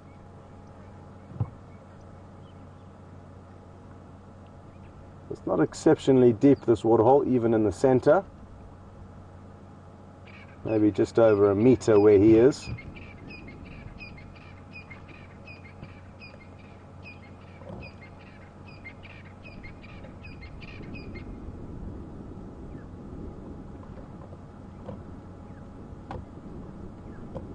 Well,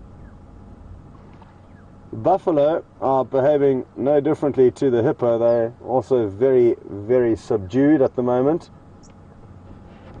There's a cool breeze blowing from the west, and they're taking this time to relax before the cover of darkness falls, when life becomes a little bit more scary for the prey animals. And also to chew the cud, so they are multitasking. But I think we're going to continue now. In order for us to continue, we are going to need to send you back to Jamie, because I can assure you if we try and go through this dip, we are going to lose picture, which is not ideal. So I'm not sure where Jamie is, or if she can receive you at the moment. But we are either going to be stuck here, or we need to send you across to Jamie. Those are the only two options. And thankfully Jamie is ready, and happy to have you guys jump across onto her vehicle. So enjoy, and we are going to head across to the two lionesses who are not far away from here. Unless, of course, we don't find this female leopard with her kill on the way.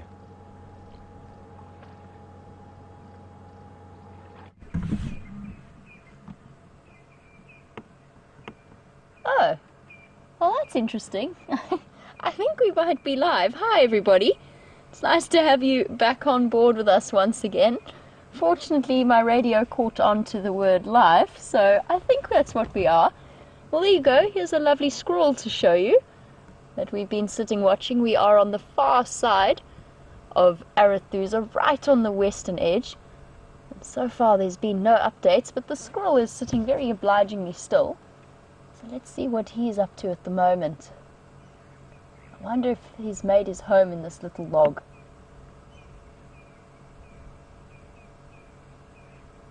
He appears to be frozen in surprise.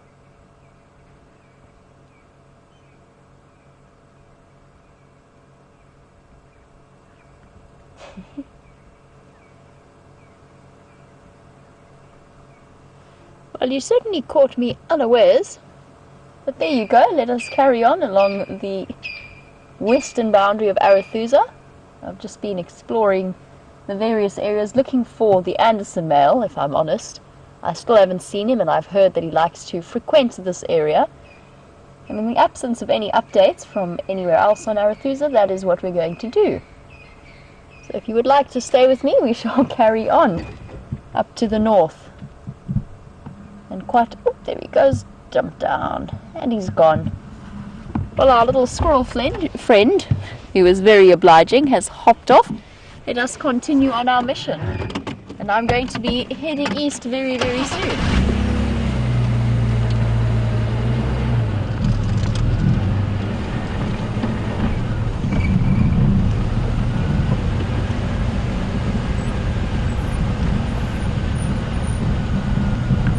I love this drainage line. It's probably one of the prettiest places in Arathusa.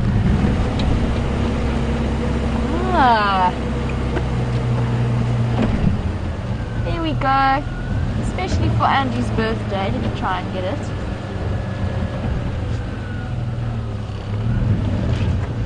Not squidging anything else. Sorry, Angie. It's not Junior. But it is a rather pretty flower that Jandre has spotted, so there you go. I think it might be a wild foxglove. Do you think you can get it from there, Jandre? I'm going to grab my flower book in frantic haste, because I think it is a foxglove, a wild foxglove. Very pretty little purple thing. Look how pretty that is.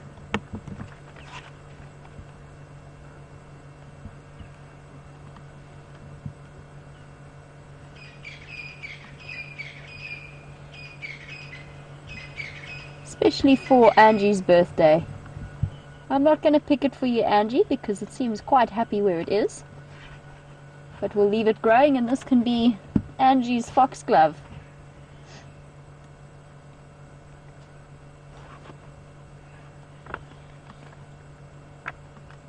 I'm almost at the page, just to double check it.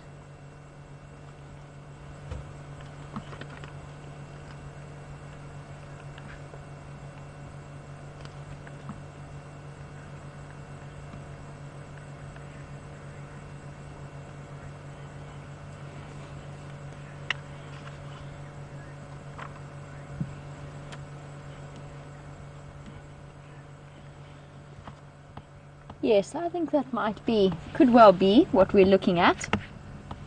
Here we go. Oh my word, that Latin name is going to catch me out in a serious way. I think it might be what we were looking at. Or something very similar. A Ceratotheca?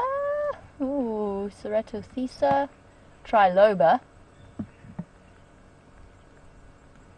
Interestingly, can be used to treat stomach cramps and nausea. It's amazing, every little flower out here has so many different medicinal uses. It's incredible. This entire book is made up of all of the wildflowers that we see and just how many different things we can use to treat them with. Now, it's quite easy to dismiss them as saying that they're not scientifically proven, but of course remember that painkillers have been derived from things like willow bark, so there's plenty of truth. Some of them are a little bit far-fetched, such as the ground up bits of the knobthorn being used to augment certain body parts. That definitely doesn't have any truth to it. Something like sticklebush to be used to treat sore eyes if you crush the leaves. There's just so many medicinal uses out here. Maybe we should offer some of it to Scott for whatever it was he had in his eye earlier.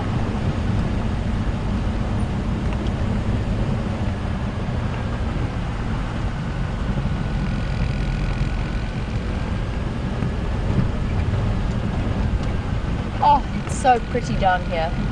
Beautifully green. Now, for some random reason, I also feel like I've got something in my eye. So I can blink it out. But it's still very, very quiet. And I'm always surprised. I've done this route a couple of times. I'm always surprised at the lack of animal life that you get around here. I always expect to see more in this drainage line, and I'm not sure why it is. It must just be the time of year, because there's a couple of really big water pans that have dried out, and I'm sure that the animals in this area in summertime must frequent them fairly regularly.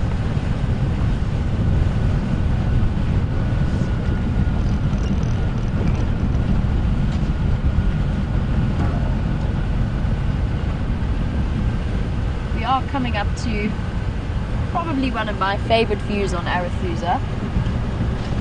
I love looking at the old bits of the old heritage of this area. I think I've spotted some life. Oh, he's going to run away. Nothing seems to want to be seen today. Where did you go, little one? There he goes, Bateleur. Oh no. Stop, come back. It's okay.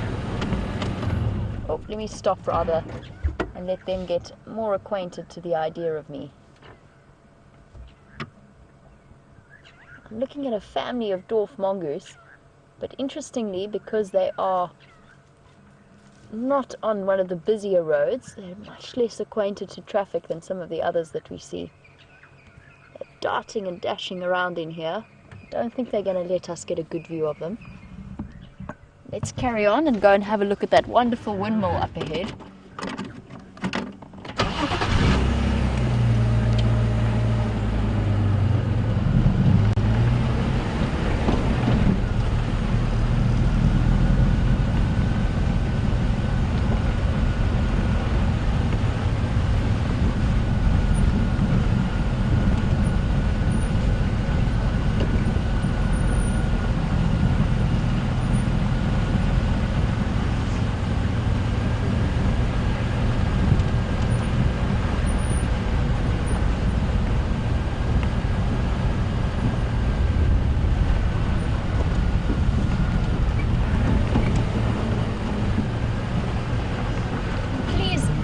Me for now. I can't take any of your questions just because my comms on this part of Arethusa are sometimes a little bit shaky.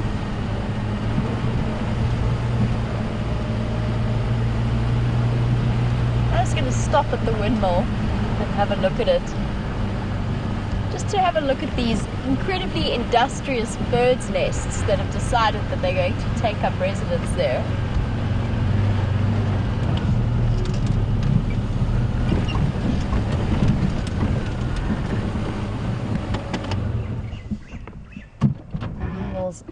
Drawing water up from the ground, and those messy, untidy bits of grass and sticks there belong to the buffalo weavers making their nests. It's amazing that this old thing still works. It certainly seems to. I wonder how deep the borehole goes. But there you can see the buffalo weavers' nests. And they're incredibly industrious creatures. He probably built that in maybe a week, and then they keep adding to it, and they choose the most uncomfortable sticks and thorns to make their nests out of, and they very, very commonly use structures like this or mobile phone towers, anything like that, to try and use as a stable base for their nests. So we very often see them.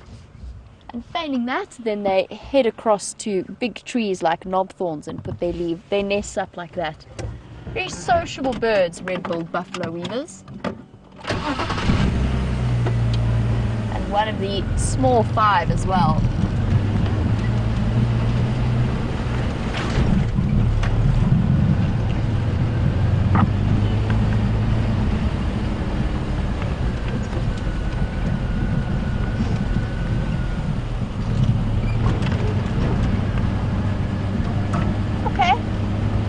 Around onto First Windmill Road.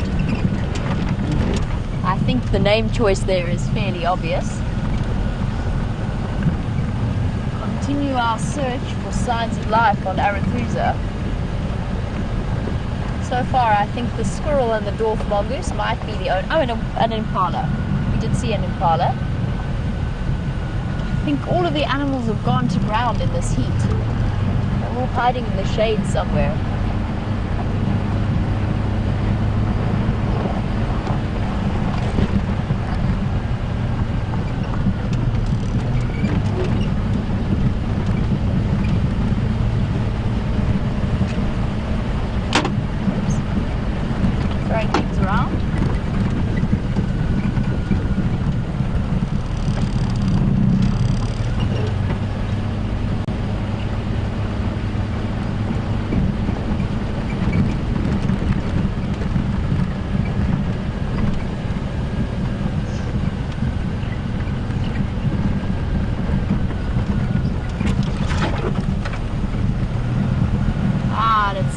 So once again, contact with the outside world might have been restored.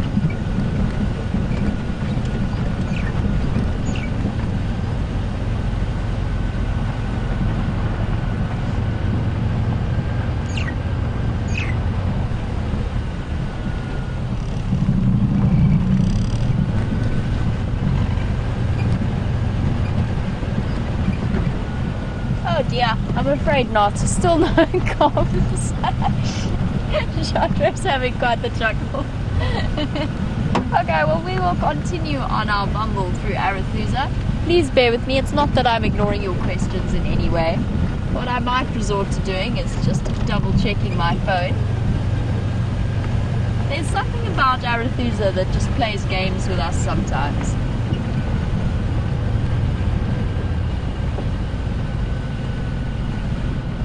Go. I'll keep that on standby in case any of your questions can reach me in that way. Oh look, there's some life. It seems as though Scott is out and about, and since I cannot really hear you terribly clearly and hear from you, I think it's time we moved across to him, and I will catch up with you a little bit later.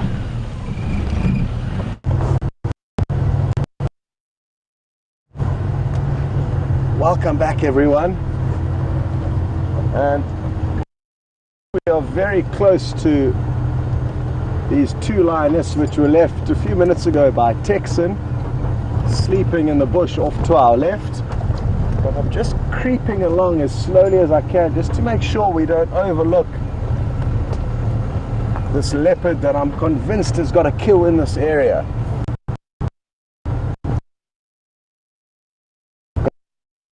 Tracks heading down one road straight towards the Buffelshoek waterhole, and then back on that same pathway in the opposite direction, which means to me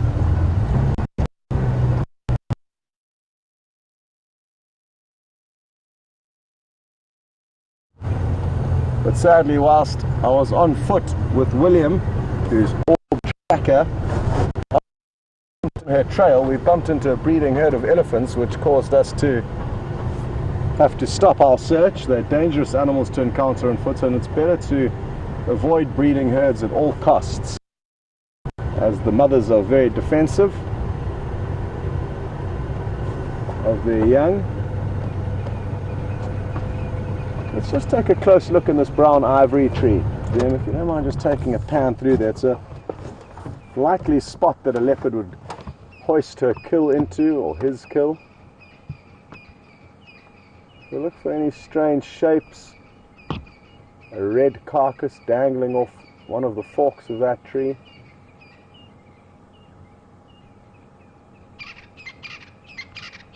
Or the leopard itself. Doesn't seem to be anything in there.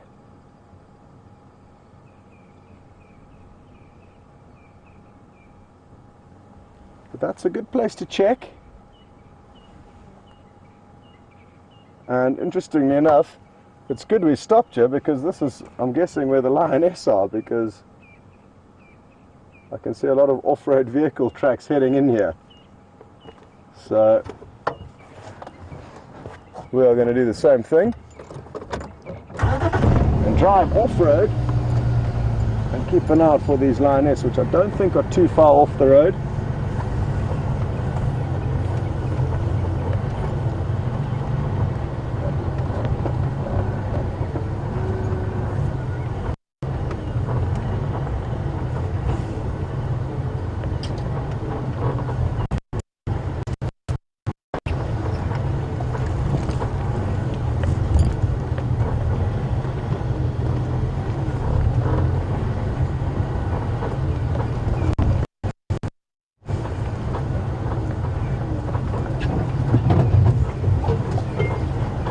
Now, if we don't have any luck finding this leopard, some signal issues on this vehicle today, but two of our tech wizards are here on the ground, one of Russian descent and one of Dutch descent, Peter and Alex. I'm sure it won't take long before they crack these codes. Hello, ladies.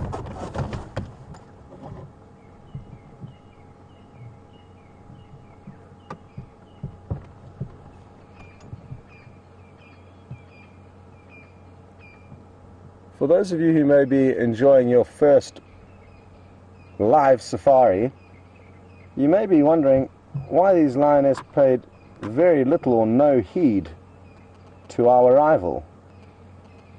And that's not because they are tame, it's merely they are habituated to the vehicles, and they would have grown up from little cubs being exposed to vehicles and learning that we actually play very little part in their lives. We don't harm them.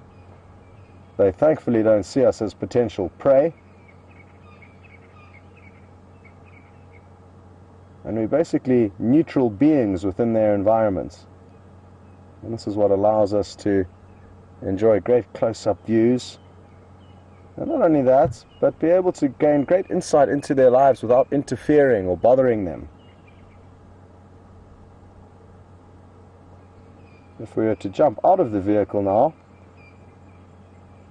their response would be very different, as it would also be very different when we find them on foot, when we're tracking them.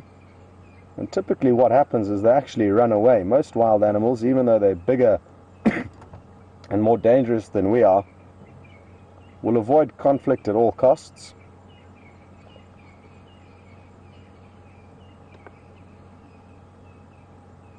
But there's obviously a chance, if you don't take heed to warning growls or startle them in very thick bush, they could well charge you.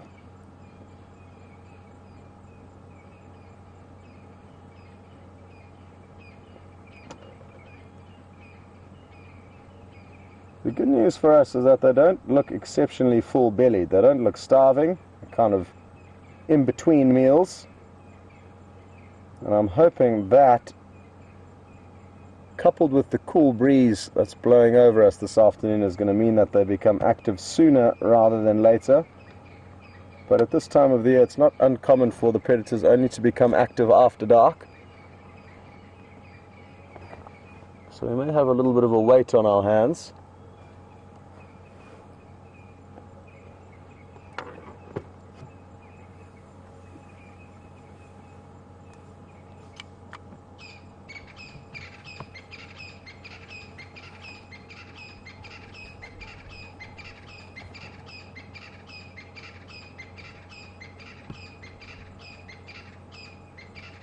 Just about all that they're going to be doing for the time being is twitching their ears to try and get rid of the flies that are pestering them.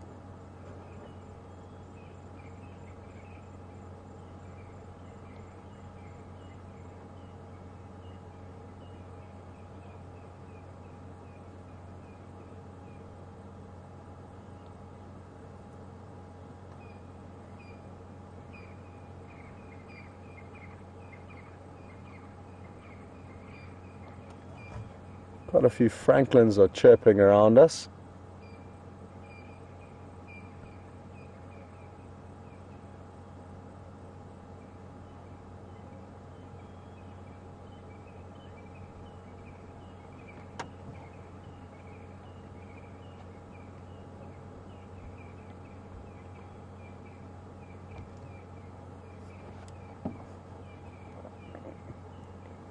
Well, there's been a lot of uncertainty as to which lion is which at the moment. The main two prides of lion that we get to see here on Djuma and Arathusa are the Nkuhuma pride, which was last counted as 6 members in total, 5 lionesses and 1 young male, but they haven't been seen together for probably 2 or 3 weeks now, and we are certain that this is 2 of the 5 lionesses.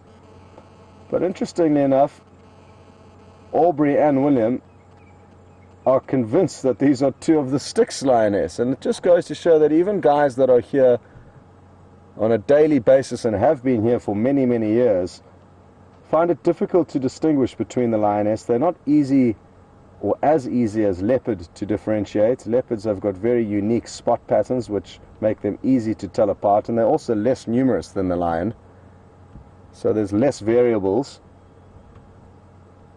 And even though Aubrey and William think that these are Styx lionesses. Our whole crew are convinced that they are in fact Nkuhumas, but I just thought I'd let you know because it's interesting for you to know that it's not an easy business to distinguish between these animals, and often you, the viewers, are getting the best close-up views, better than us here out in the field. When VM zooms in, he's got a tiny monitor on his camera, probably 2 inches by 1.5 inches, so he's not seeing a big picture. My monitor screen's only about 4 inches by 2 inches that I get to see what he's filming.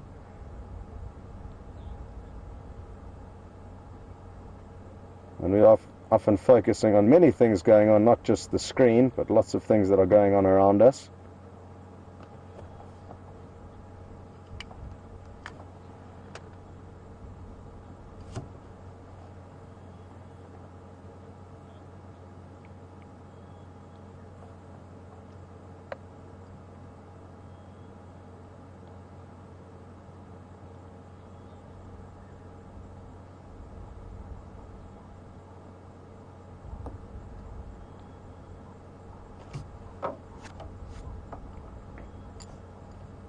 The other day we saw one of the Birmingham male lions lying with his head down in the road, and now this lioness has also got her head below her body, and Jennifer in Toronto is interested to know how is it that they can lie in this angle without all their blood rushing into their head. And I'm not too sure, Jennifer. It is a good question, but I do not know the answer to it. If any of you guys do know, please feel free to let me know. It's not common for them to do it though. And I mean, this angle that she's lying at isn't a huge one. Whereas the Birmingham boy the other day, I mean, his head was far below his body, down into the dip on a road.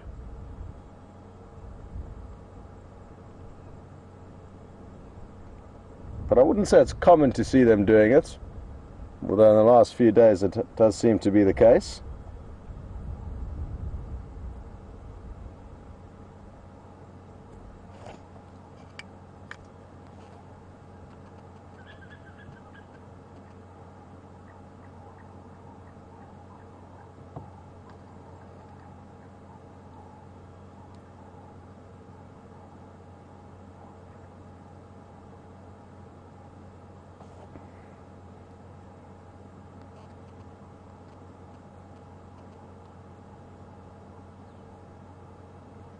Well, for those of you who don't know who the Birmingham boys are, they are a coalition of 5 up-and-coming male lions who have staked claim to Juma in the very recent past. And Rudy in California would like to know if these are the same 2 lionesses that those Birmingham boys chased off the remains of their maggot-infested buffalo kill. And yes, as far as I'm aware, these are the same 2 lionesses.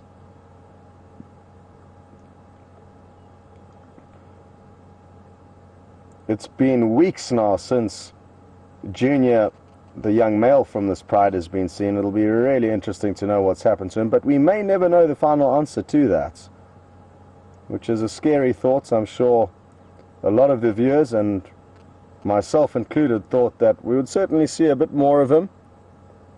But we may well never ever see him again.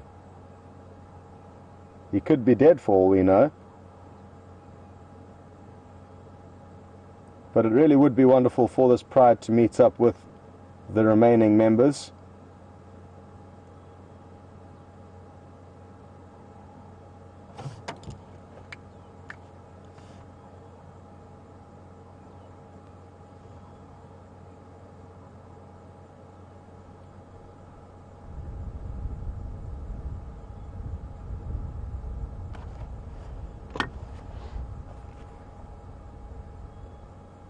I'm not sure what those little bugs are floating around there that VM spotted.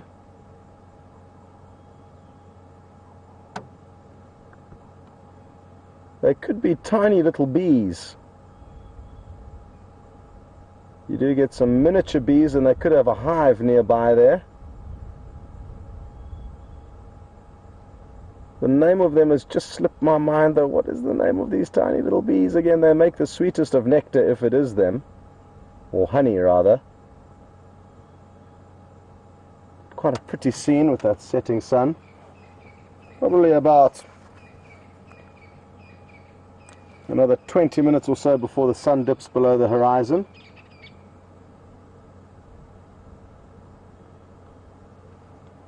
And before I did make that comments about the possibility of young Junior being dead, Kachino John mentioned how nice it would be if we did get to see them reunite, and of course it would be a wonderful, wonderful sighting to share with all of you and be involved in. And it could happen. Simply that nobody's seen them doesn't mean that they aren't nearby. These areas are massive, and as I'm sure a lot of you have got to learn with the help of the drone flying us around, you get to see that the blocks are quite large and it's difficult to know exactly where all the animals are, especially at this time of the year. The roads have become quite hard after the first rains that we got it's quite a while back now, but those roads are still solidified like cement after the first rains, and it'll continue to make our lives tricky as we head into the summer months. Obviously, once the rain falls, there'll be a period where the roads are soft and mushy, but with this baking sun, with temperatures up into the 40 degrees Celsius mark, the roads quickly bake and become rock hard. And even if a dinosaur was to walk down one of the roads, it would be difficult to see their tracks, let alone a lion.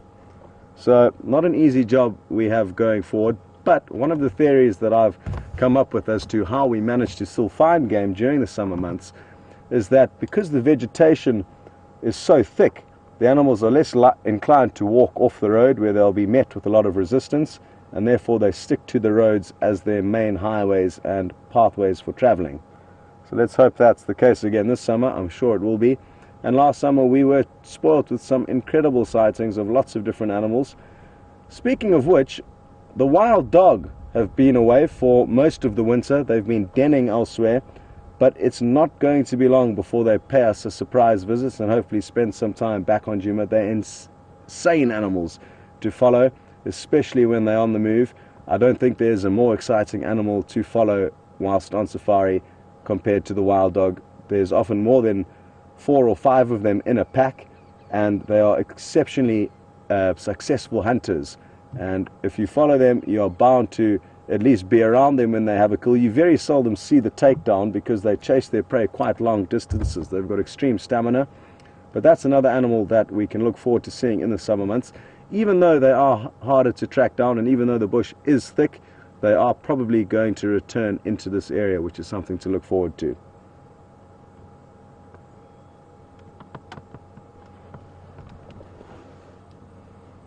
Nothing's changed with the sleeping beauties here.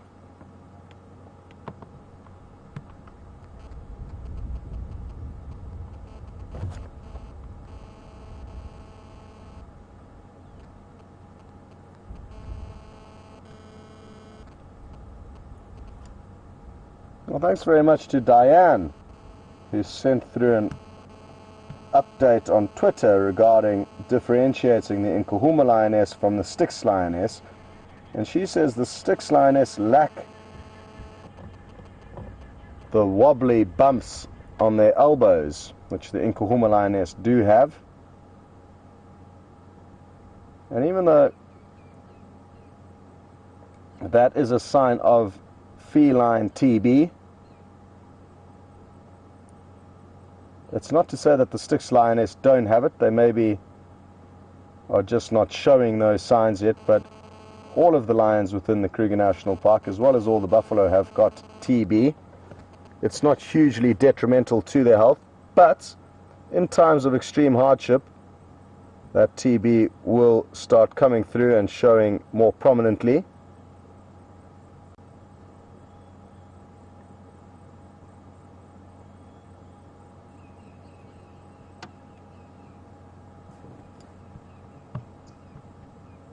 Sadly, from this angle though, we can't really see any of these bumps to show you. It's usually on the front arms, or legs rather, that you get to see these wobbly bumps, but you can't really see them from the angle that they're lying at now.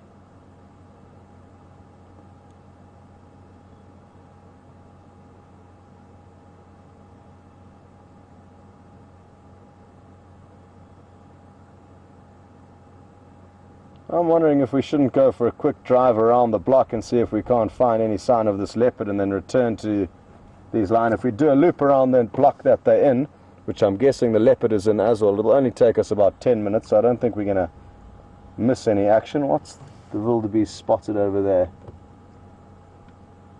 Oh, interesting. Is that a kudu, VM? Duiker. A duiker? Just out of behind the leaf. Okay. Well, I thought it was one of the largest antelope we get in this area, but it, in fact, one of the smallest. Not to say that the lions won't try and catch it, though, but at the moment, these lions are not looking in hunting mode, but that could change as soon as they realize that there is a potential meal nearby. I'm guessing this little duiker is going to be too cunning for them though, and it's either going to smell them or see them before they have any idea that it's here. It's left. Well, it appears that it has already evaded the danger. Well done for spotting that though, VM.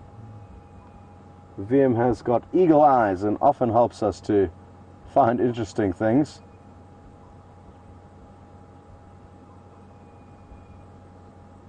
It wasn't too long ago that we were driving around Arethusa when he stopped me, alerted me to some leopard tracks on the road. We stopped, looked at them, they looked very fresh, looked up ahead, about 25 meters off the road to our left, there was Shadow lying down. And a beautiful afternoon with her, she was caught.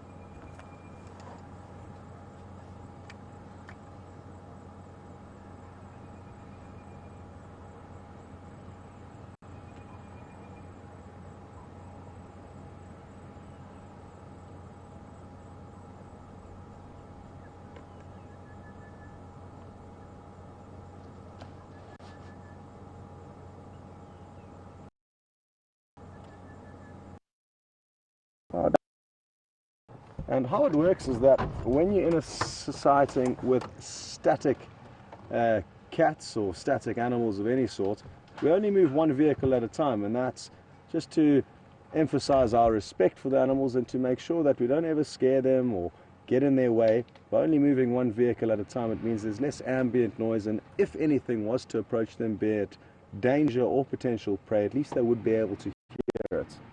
We'll have a method behind the supplement. And you can see him struggling to get his safari limousine through all this foliage without getting his guests.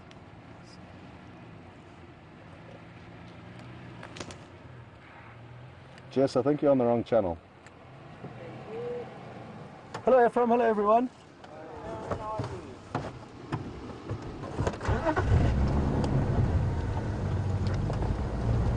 Okay. Very good.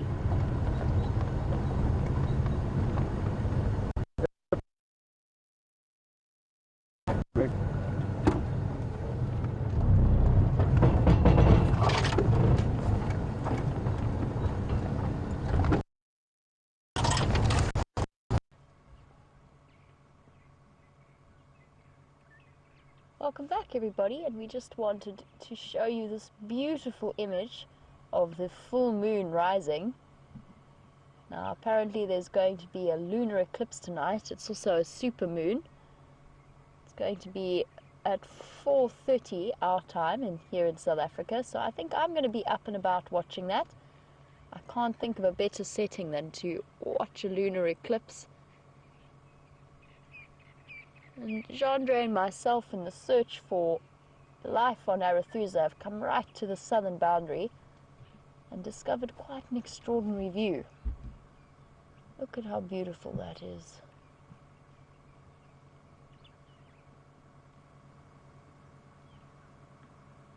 And that's happening, of course, to the east of us, and as naturally happens at this time of day, the sun is setting off to the west of us. So let's have a look at this incredible vista that we've got in this direction.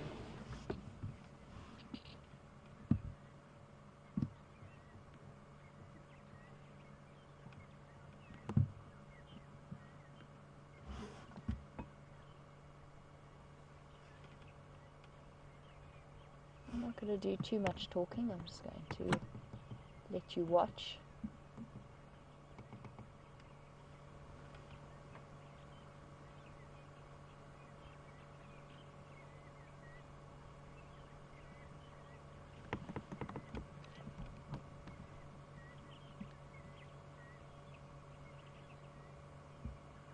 One of those fireball sunsets at the end of a very hot day.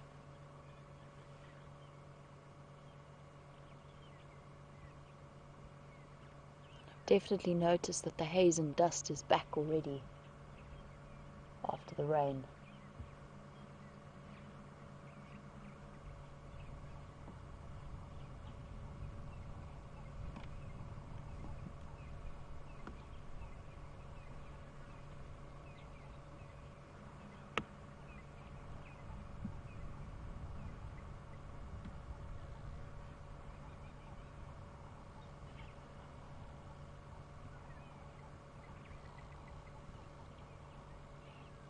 Here the Cape turtle doves in the background.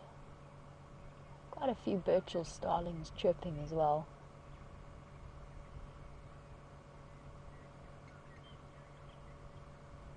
It's still very, very warm. It smells, it's got that dusty smell to the bush once again. Although at least accompanied now by the fresh scent of the odd flower. Definitely, I don't know if this is possible, but to me it definitely smells greener out here. But I'm still very, very warm. And I think it's going to be another beautiful day tomorrow. I mean, how is this? Went from that incredibly thick mist and that sunrise that we started with to this fireball sunset at the end of the day after beautifully blue, clear skies. With not a hint of cloud and not a hint of wind. It's dead, dead still out here.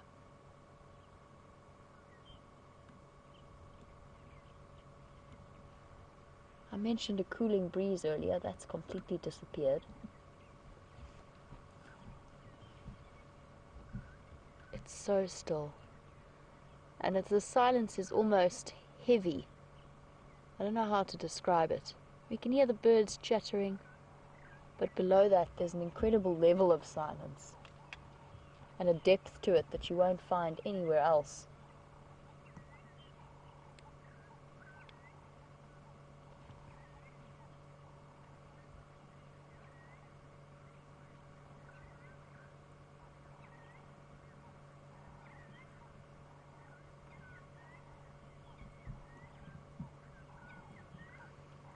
And just a quick message to let you all know that Fireside Chat will be taking a hiatus for the week, so we will not be doing Fireside Chat this evening. It's such a beautiful evening that we want to be out and about looking for animals to show you, and I'm sure we will be back next week with Fireside Chat.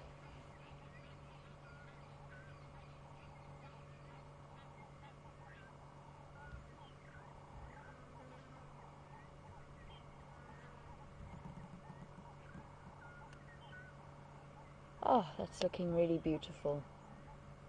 You can hear the turtle dove a little bit louder now.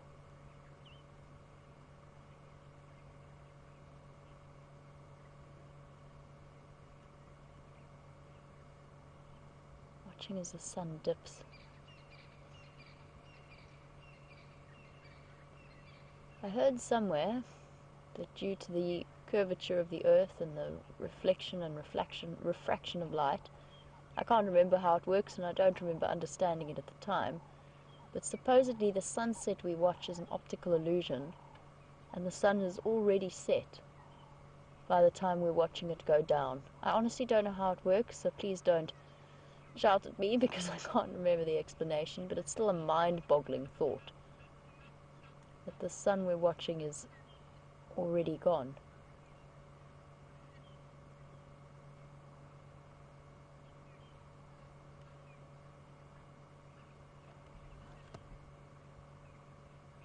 Look how fast it goes towards the end.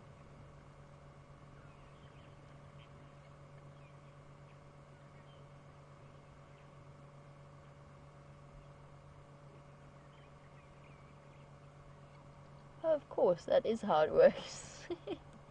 The speed of light and the time that it takes for the sun's light to reach the earth. What's it, 8 minutes? Something like that?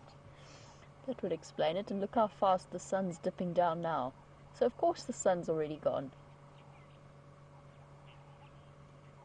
Just takes those extra few minutes for it to reach us. Had a bit of a blonde moment there.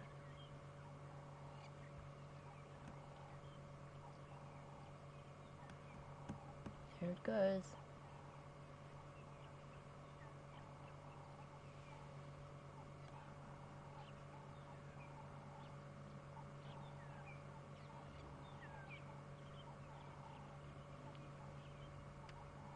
And gone, pretty much, on a beautiful summer's evening.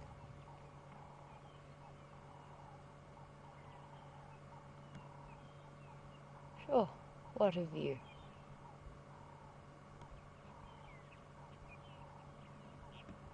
I know I've mentioned this before, but this is definitely one of my favorite times to be out and about in the bush. But there are animals to find, so let us carry on now that we've seen the sun disappear and dip below the horizon. Let's go see what else we can find to show you.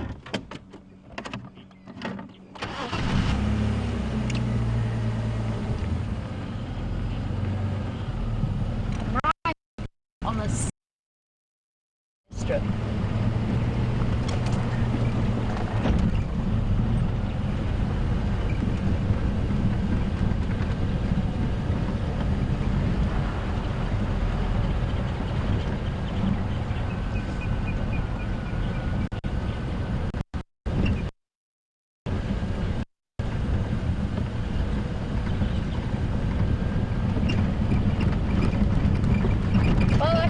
The reason why Arethusa is so quiet. Essentially, Jean and I have had this entire piece of land to ourselves today. And that's because somebody called Salah on Elephant Plain.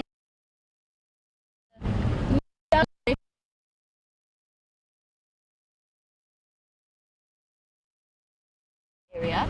That's her territory, and she has a very, very young cub. Only a couple of months old.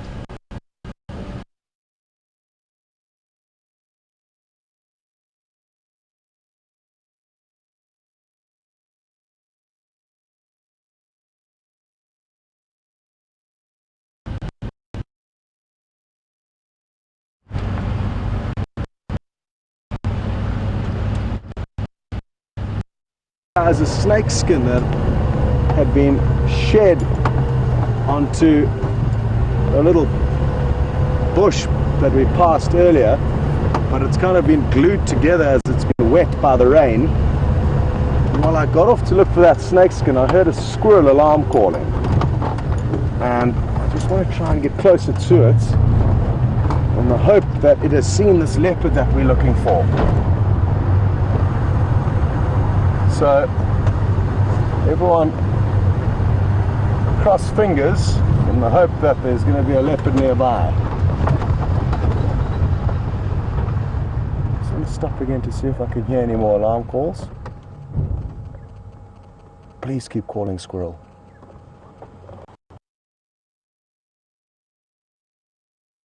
To help our hearing, increase the satellite dish's size.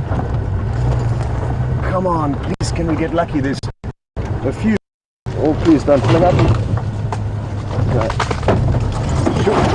There's a few big trees here where a leopard could have hoisted a kill into, and that's where the audio of the squirrel's coming from.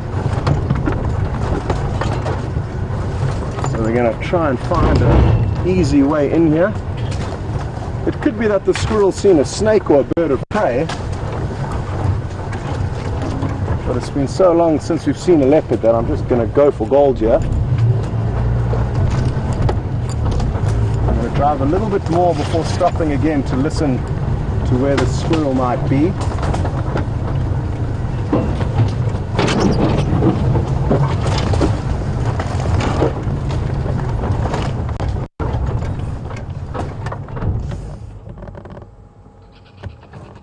Okay, we're getting closer to it. It's off to our left now.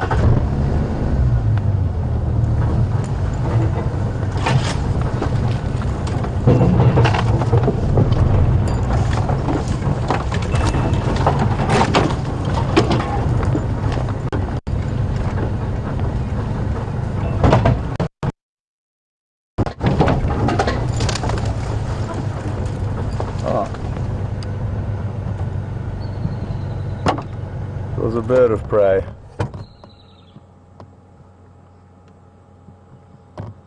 Oh well.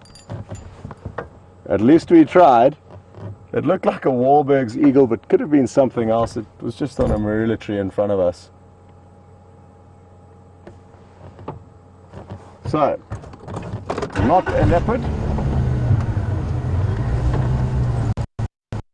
but at least a predator. It could well have been a leopard.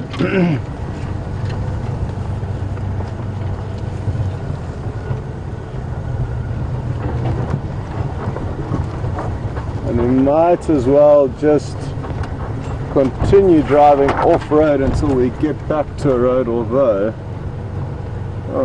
maybe we should just head back to the road the way we came, because it is incredibly thick here. No, we'll find a way out this way. Or a road. See you later.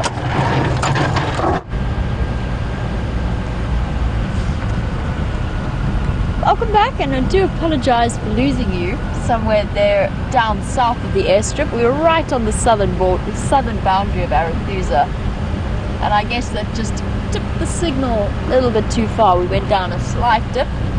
Anyway, I've made my way back north to make sure that we stay with you while we can.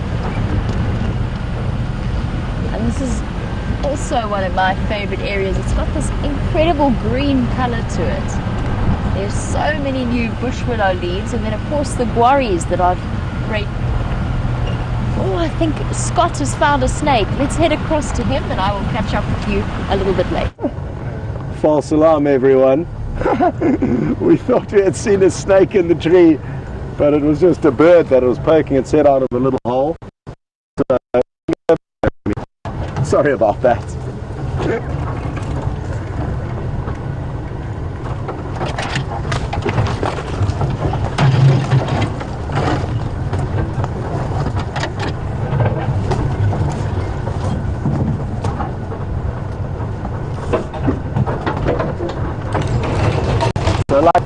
And we will catch up a little bit later.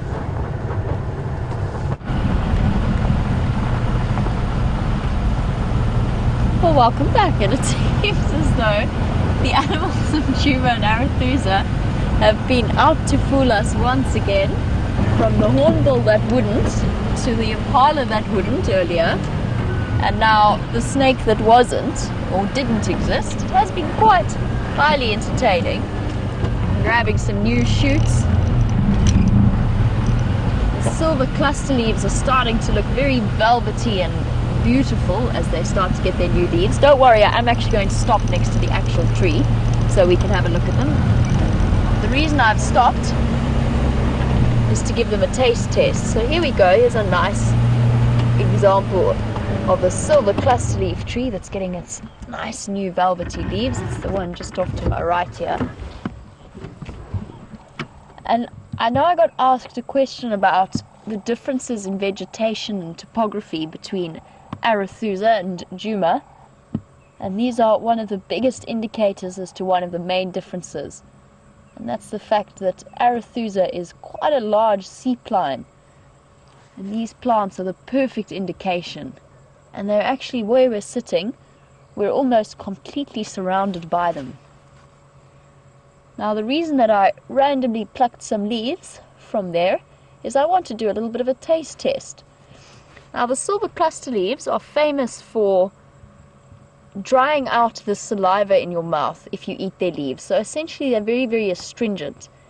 And I've mentioned before that in the same way as with spike thorns, they've got that astringent chemical, and the little baby elephants use it to help relieve the pain, or they suspect that they use it to help relieve the pain of teething. Now, I've eaten big mature cluster leaves before, but the question in my mind, as I went past, that randomly popped into my head was, are these leaves the same if they're new? Do they have the same effect? So they're very soft and very velvety looking. And I'm going to give them a quick taste test and let you know. It's an experiment. Yes. Definitely. Probably even more so than the adult leaves. And I'm going to grab some water now, because otherwise I'm not going to be able to talk to you. I have essentially no feeling now on my tongue. But that was an interesting little experiment. A sudden burst of curiosity took hold.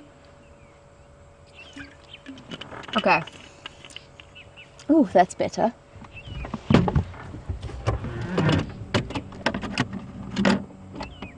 So essentially they grow up in areas where there's a nice impermeable layer under the soil that doesn't allow moisture to seep through it, and that essentially pushes all of the moisture that's flowing through the soil to the top, and it gets very soggy. And that's a condition that these trees really favor. I'm still trying to cough up bits of silver cluster leaf. Terminalia sericea, referring to the silky nature of the leaves, sericea.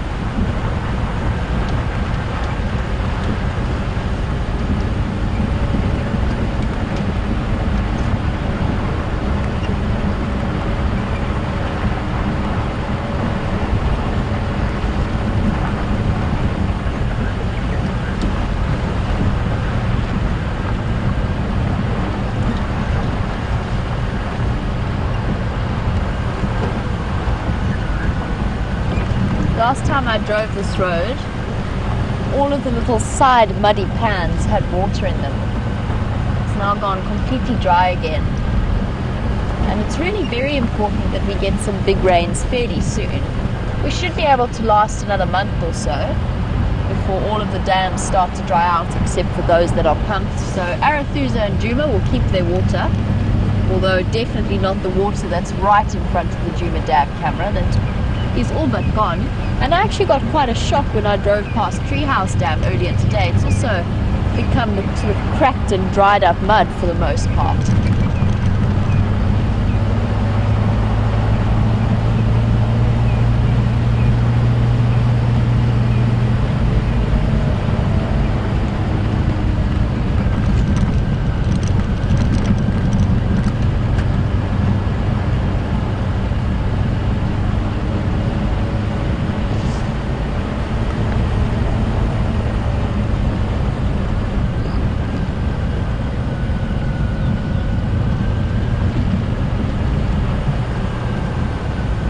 Onto Safari main driveway, and I think it's time to head back to Djuma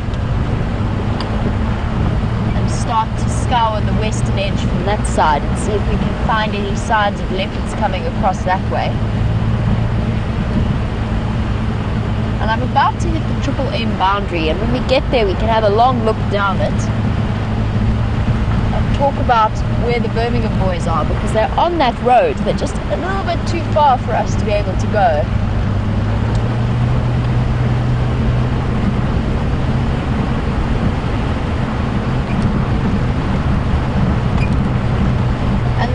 In that respect definitely hasn't played out entirely how I expected it to. It seems as though the Matimba males have moved down into Londolozi and are busy causing their own set of havoc there, which is very interesting.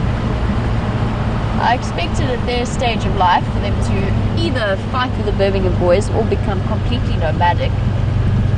But it is going to be interesting to see, especially with the Majingis now also reaching quite an older age. And I think, as far as I know, please correct me if I'm wrong, but I think there's only 4 of them moving around in this area.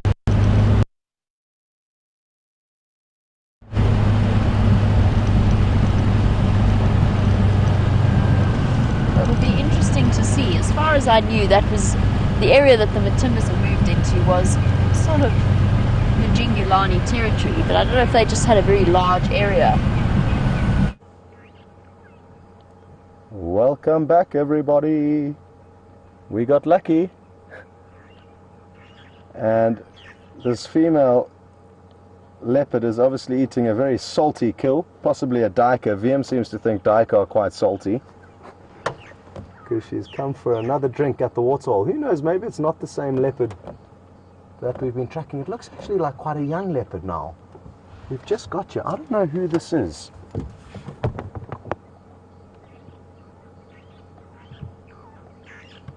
I mean, this is the territory of Karula, but I'm not convinced it's her. I'm not sure what you guys think. Some of our leopard identification experts out here may be able to help us. But I think this is a young leopard. A young female. She looks flawless. There's no notches in her ears. Karula's got quite tatty ears. Not very tatty, but certainly more tatty than this, it looks like.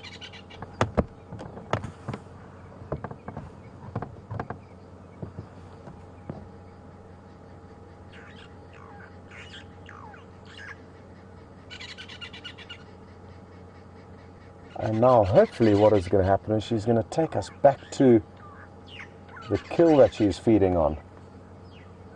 Take a close look at her face. Sadly we can't get closer to her because we're having signal problems here. Otherwise I would naturally have parked down on the water's edge, getting us a great low angle, but that is not going to be possible. Look at how cautious she is as she's drinking. Even though she's a predator, she needs to be very cautious of other leopard, lion, wild dogs. So even quite a nerve-wracking experience for the predators to take a drink. And she certainly is making the most of it.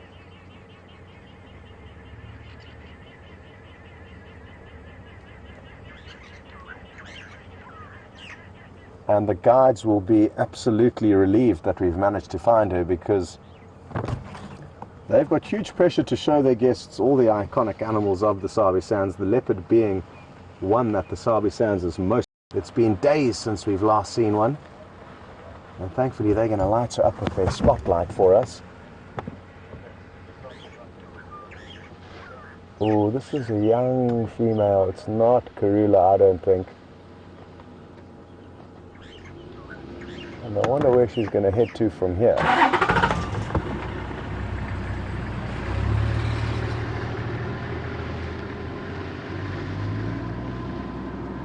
She may have a kill very close by. And what we're going to do is just allow Aubrey and the other guests, Ephraim's joining as well, to get a good view of her before we reposition. And I actually fear that if we do reposition, we're going to lose picture. So I think our best bet is to stay here for now.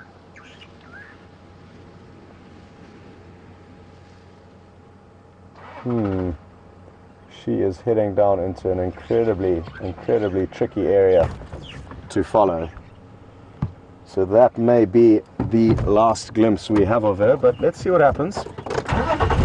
You're probably going to lose picture.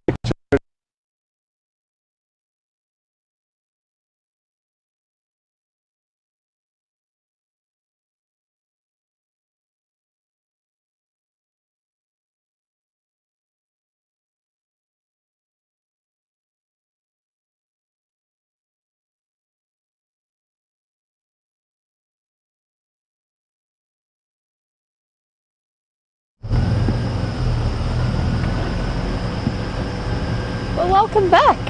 And we had a slight problem with Jigger, and I'm afraid we just had some slight problems with Scott's signal as well. And I know you're very keen to see Karula, and hopefully he will be back up and running very soon.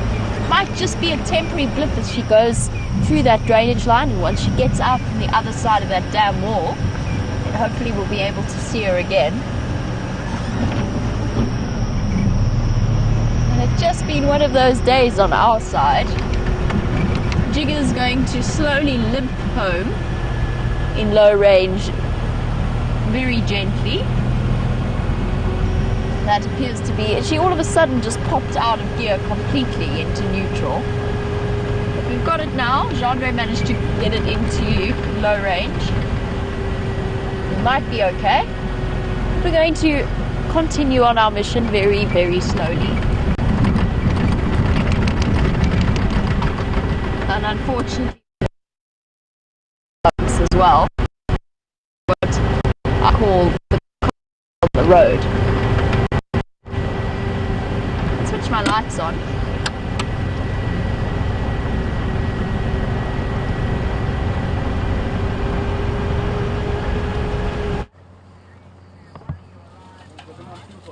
Welcome back, everyone, and now you're going to be able to get some great views of her a bit closer up and take some screenshots. We need to identify this leopard. I don't know who it is yet. I got a brief look with my binoculars, and because there's been so many tracks up and down in this area, I've already heard the other guides, Texan and Ephraim, saying that there could be cubs nestled somewhere in the thickets. So that's a very exciting prospect. Imagine if we see some tiny newborn cubs. If there are in fact cubs here, we will all make our way actually out of the sighting as quick as possible. It's a huge speculation at this stage. But if in fact there are cubs here, because it is after dark, we will not stay. And in the future we would only limit the sighting to one vehicle at a time to slowly get the clubs used to the vehicles as part of the habituation process.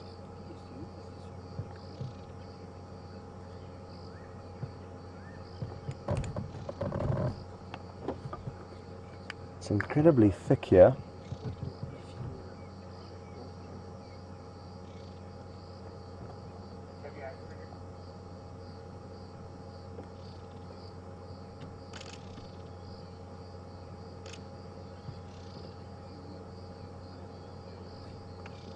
I just want to keep very quiet and listen just to make sure we don't hear any contact calls. She doesn't look full-bellied, which makes me think that there is not a kill here. So that was our initial thought, that she could have a kill. But the fact that we're not seeing her full-bellied is an indication that something else may in fact be going on.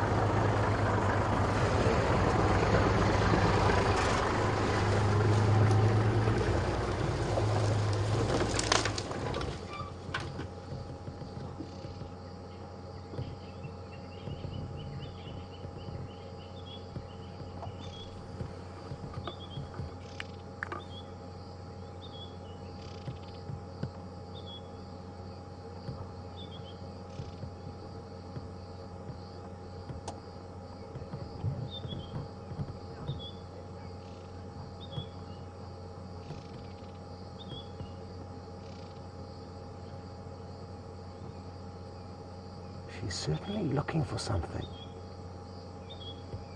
But what is it? She's sniffing very, very intently here.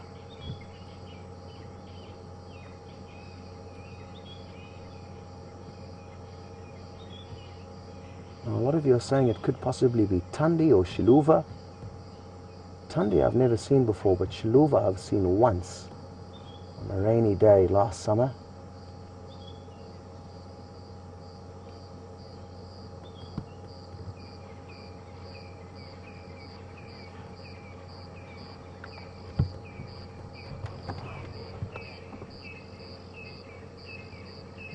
I'm trying to check her belly for any suckle marks, but difficult to tell. She does have a bit of a loose flap of skin. Oh, what a beautiful shot that was as she disappeared into the shadows. I'm just going to try and reposition one more time.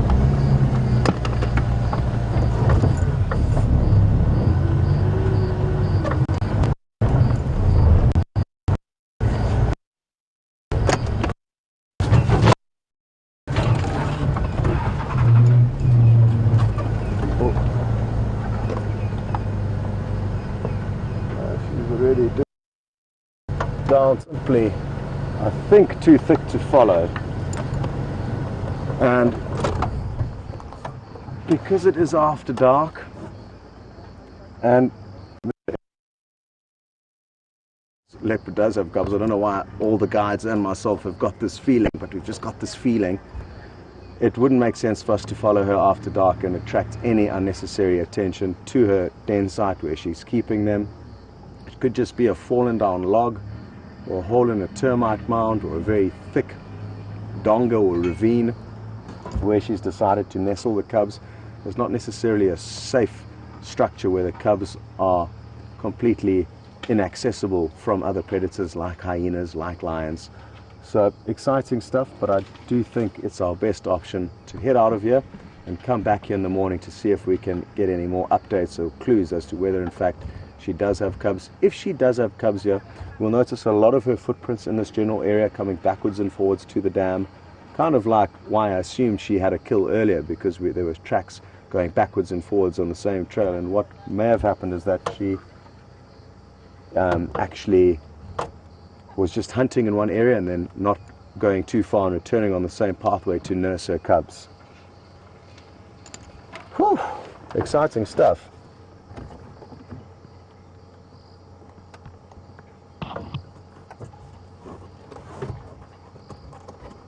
And Aubrey just said he is convinced that she does have cubs, because he said he did see her suckle rings, nursing rings. Ooh.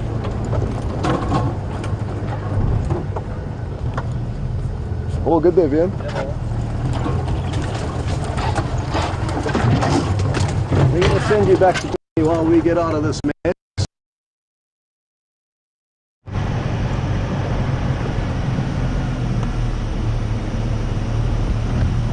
Well, welcome back.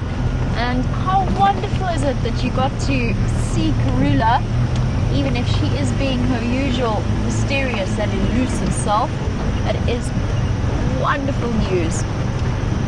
Oh, it sounds like it might not even have been Karula. We're not sure who it is.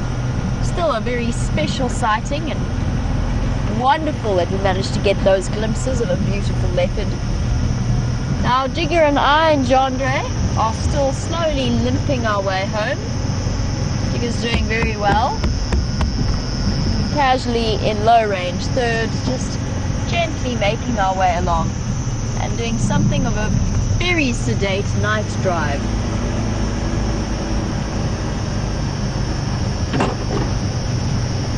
Looking around, seeing if we can spot any eye shine. Now, I did see a honey badger on this road once, and I've seen his tracks regularly, so I'm keeping my eyes peeled for him. I think it might still be a little bit warm, just because it has been such a hot day, but you just never know what's going to come out and about. It is one of those joys of a live safari.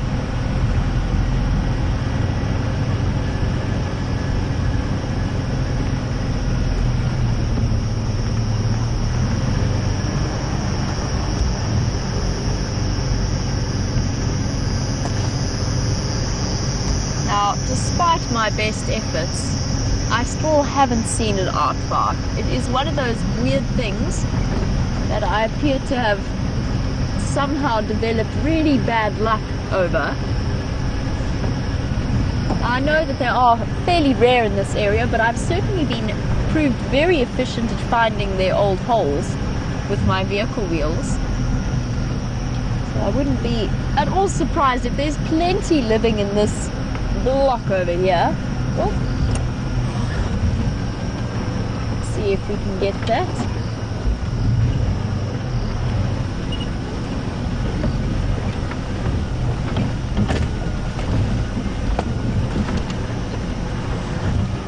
Oh, did you see that, Jandre? The tail just disappeared into the hole. There's something in there. I think it might have been a genet. Could have been a bush baby, but where did it go? Could well be nesting here. Where did it disappear to? It ducked down into that hole there in the tree. Somewhere around here. There, it went in there. Let's just... I'm just going to give the tree another scan to see if we can see what it was. Maybe it might come out if we sit nice and quietly. Let's go all the way up.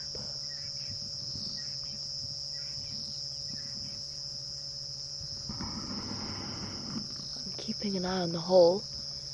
Let's just wait and see if whatever that disappearing tail was, it definitely was a nocturnal creature. It wasn't a squirrel or anything like that. It had that very bright eye shine. Keep your eyes peeled. And it looked like it had a banded tail, which is what made me think genet. I wonder how big that hole is. I'm not going to shine directly on the hole. I'm going to keep the light off it slightly. Let's see if this little creature comes out.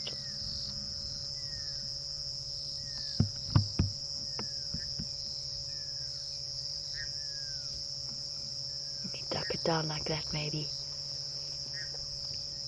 I think a genet would be too big to fit in that hole, just looking at the way that it is. Although you'd be surprised what they can squeeze themselves into. Animals are always astounding in that way. But there must be some kind of hollow, because I definitely saw the tail disappear in there, even though it looks like just a dent.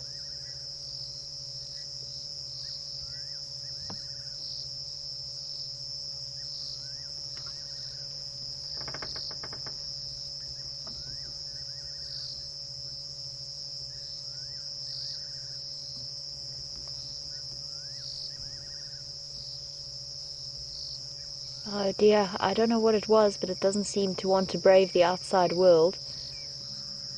Just take my spotlight off it for now.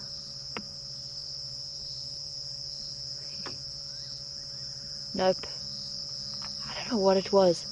It looked very tiny, very shiny, forward-facing eyes, so definitely a nocturnal animal. It shone like one of those hazard stickers or a hazard suit. So definitely something along those lines, but whatever it is, it's feeling a little bit shy and isn't going to come back out again. Still interesting, you just never know, and we'll keep an eye on this tree. I'll try and remember where it is, and we can keep an eye out in future. Okay, well, back out again. And luckily we're not in the block with the aardvark holes just yet, or not in the area with the aardvark holes just yet.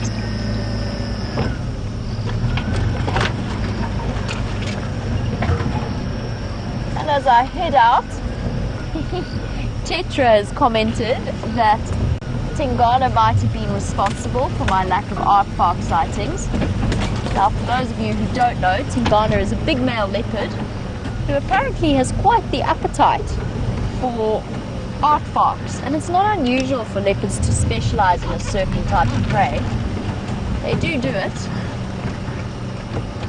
but it seems as though apparently Tingana really favors aardvarks. It's interesting. It's very interesting. There we go. We'll leave whatever little nocturnal creatures in there.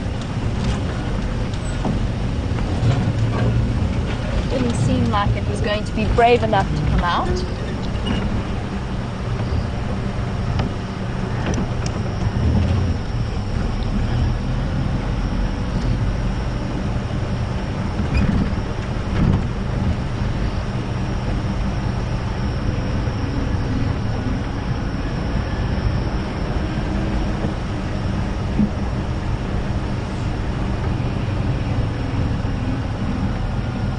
Going to let Jigger continue on its slow way, forcing my feet off pedals, and just let it carry itself back home.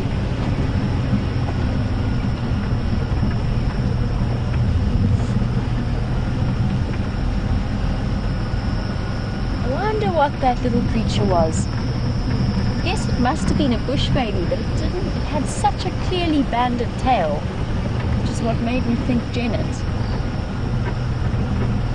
I wonder where it's gone off into hiding.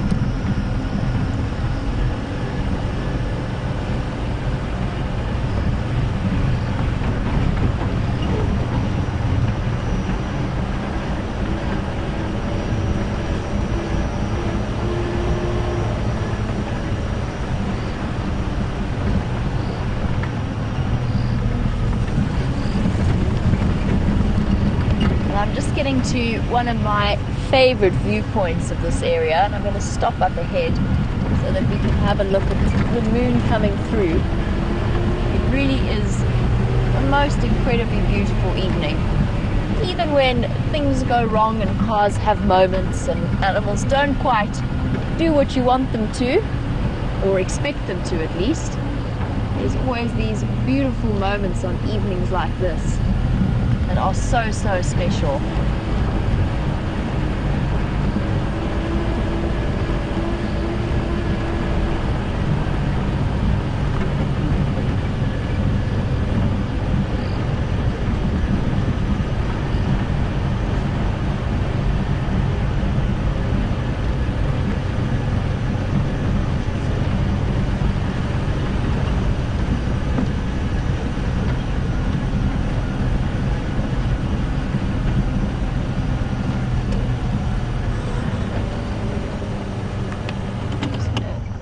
Turn my lights out for a moment so we can have a look at this glorious moon that's off to my right. It is looking absolutely incredible. It's going to be difficult to capture, but it really is.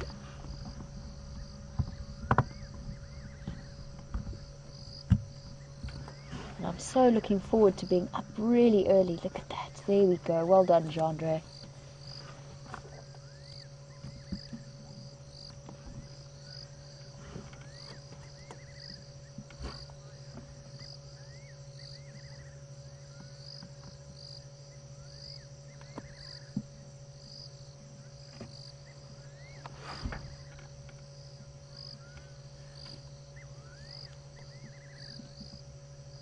I mentioned that I'm going to be up very early this morning, or tomorrow morning rather, to watch the lunar eclipse. And Tess, you were wondering, because you're from Ohio, and you will be seeing the blood moon lunar eclipse. And yes, absolutely, so will we. We will get it. It'll be first thing in the morning for us. And it's going to be spectacular to see. I'm very excited. I have to find a nice viewpoint because it's going to be right as the moon is setting. We'll have to move somewhere nice and high.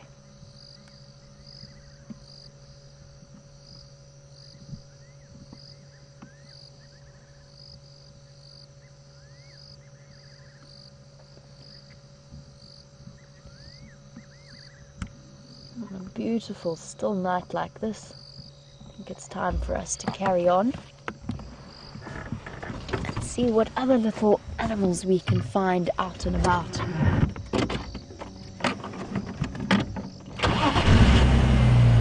Well done, Jigger. Done well.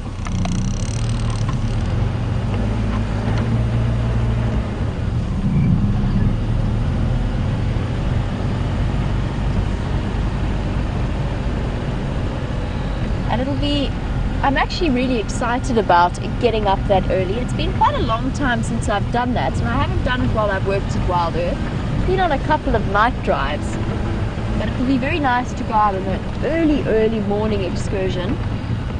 It's the coolest time of the day. It's sort of around 3 o'clock in the morning. By 4:30, it's almost right at the cusp of starting to get light now. The sun's already risen by 5:45, so it'll be nice to head out a little bit earlier and see what has been happening on Nkuhuma whilst we've been sleeping.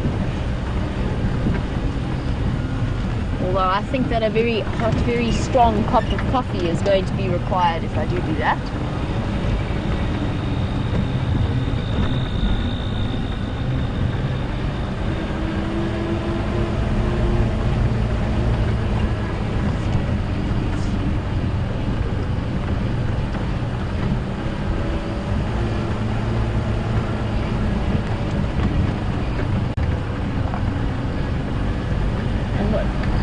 Wonderful thing, of course, as well about having such gifted cameramen is that they would be able to capture it on camera in a way that I would never have any hope of doing.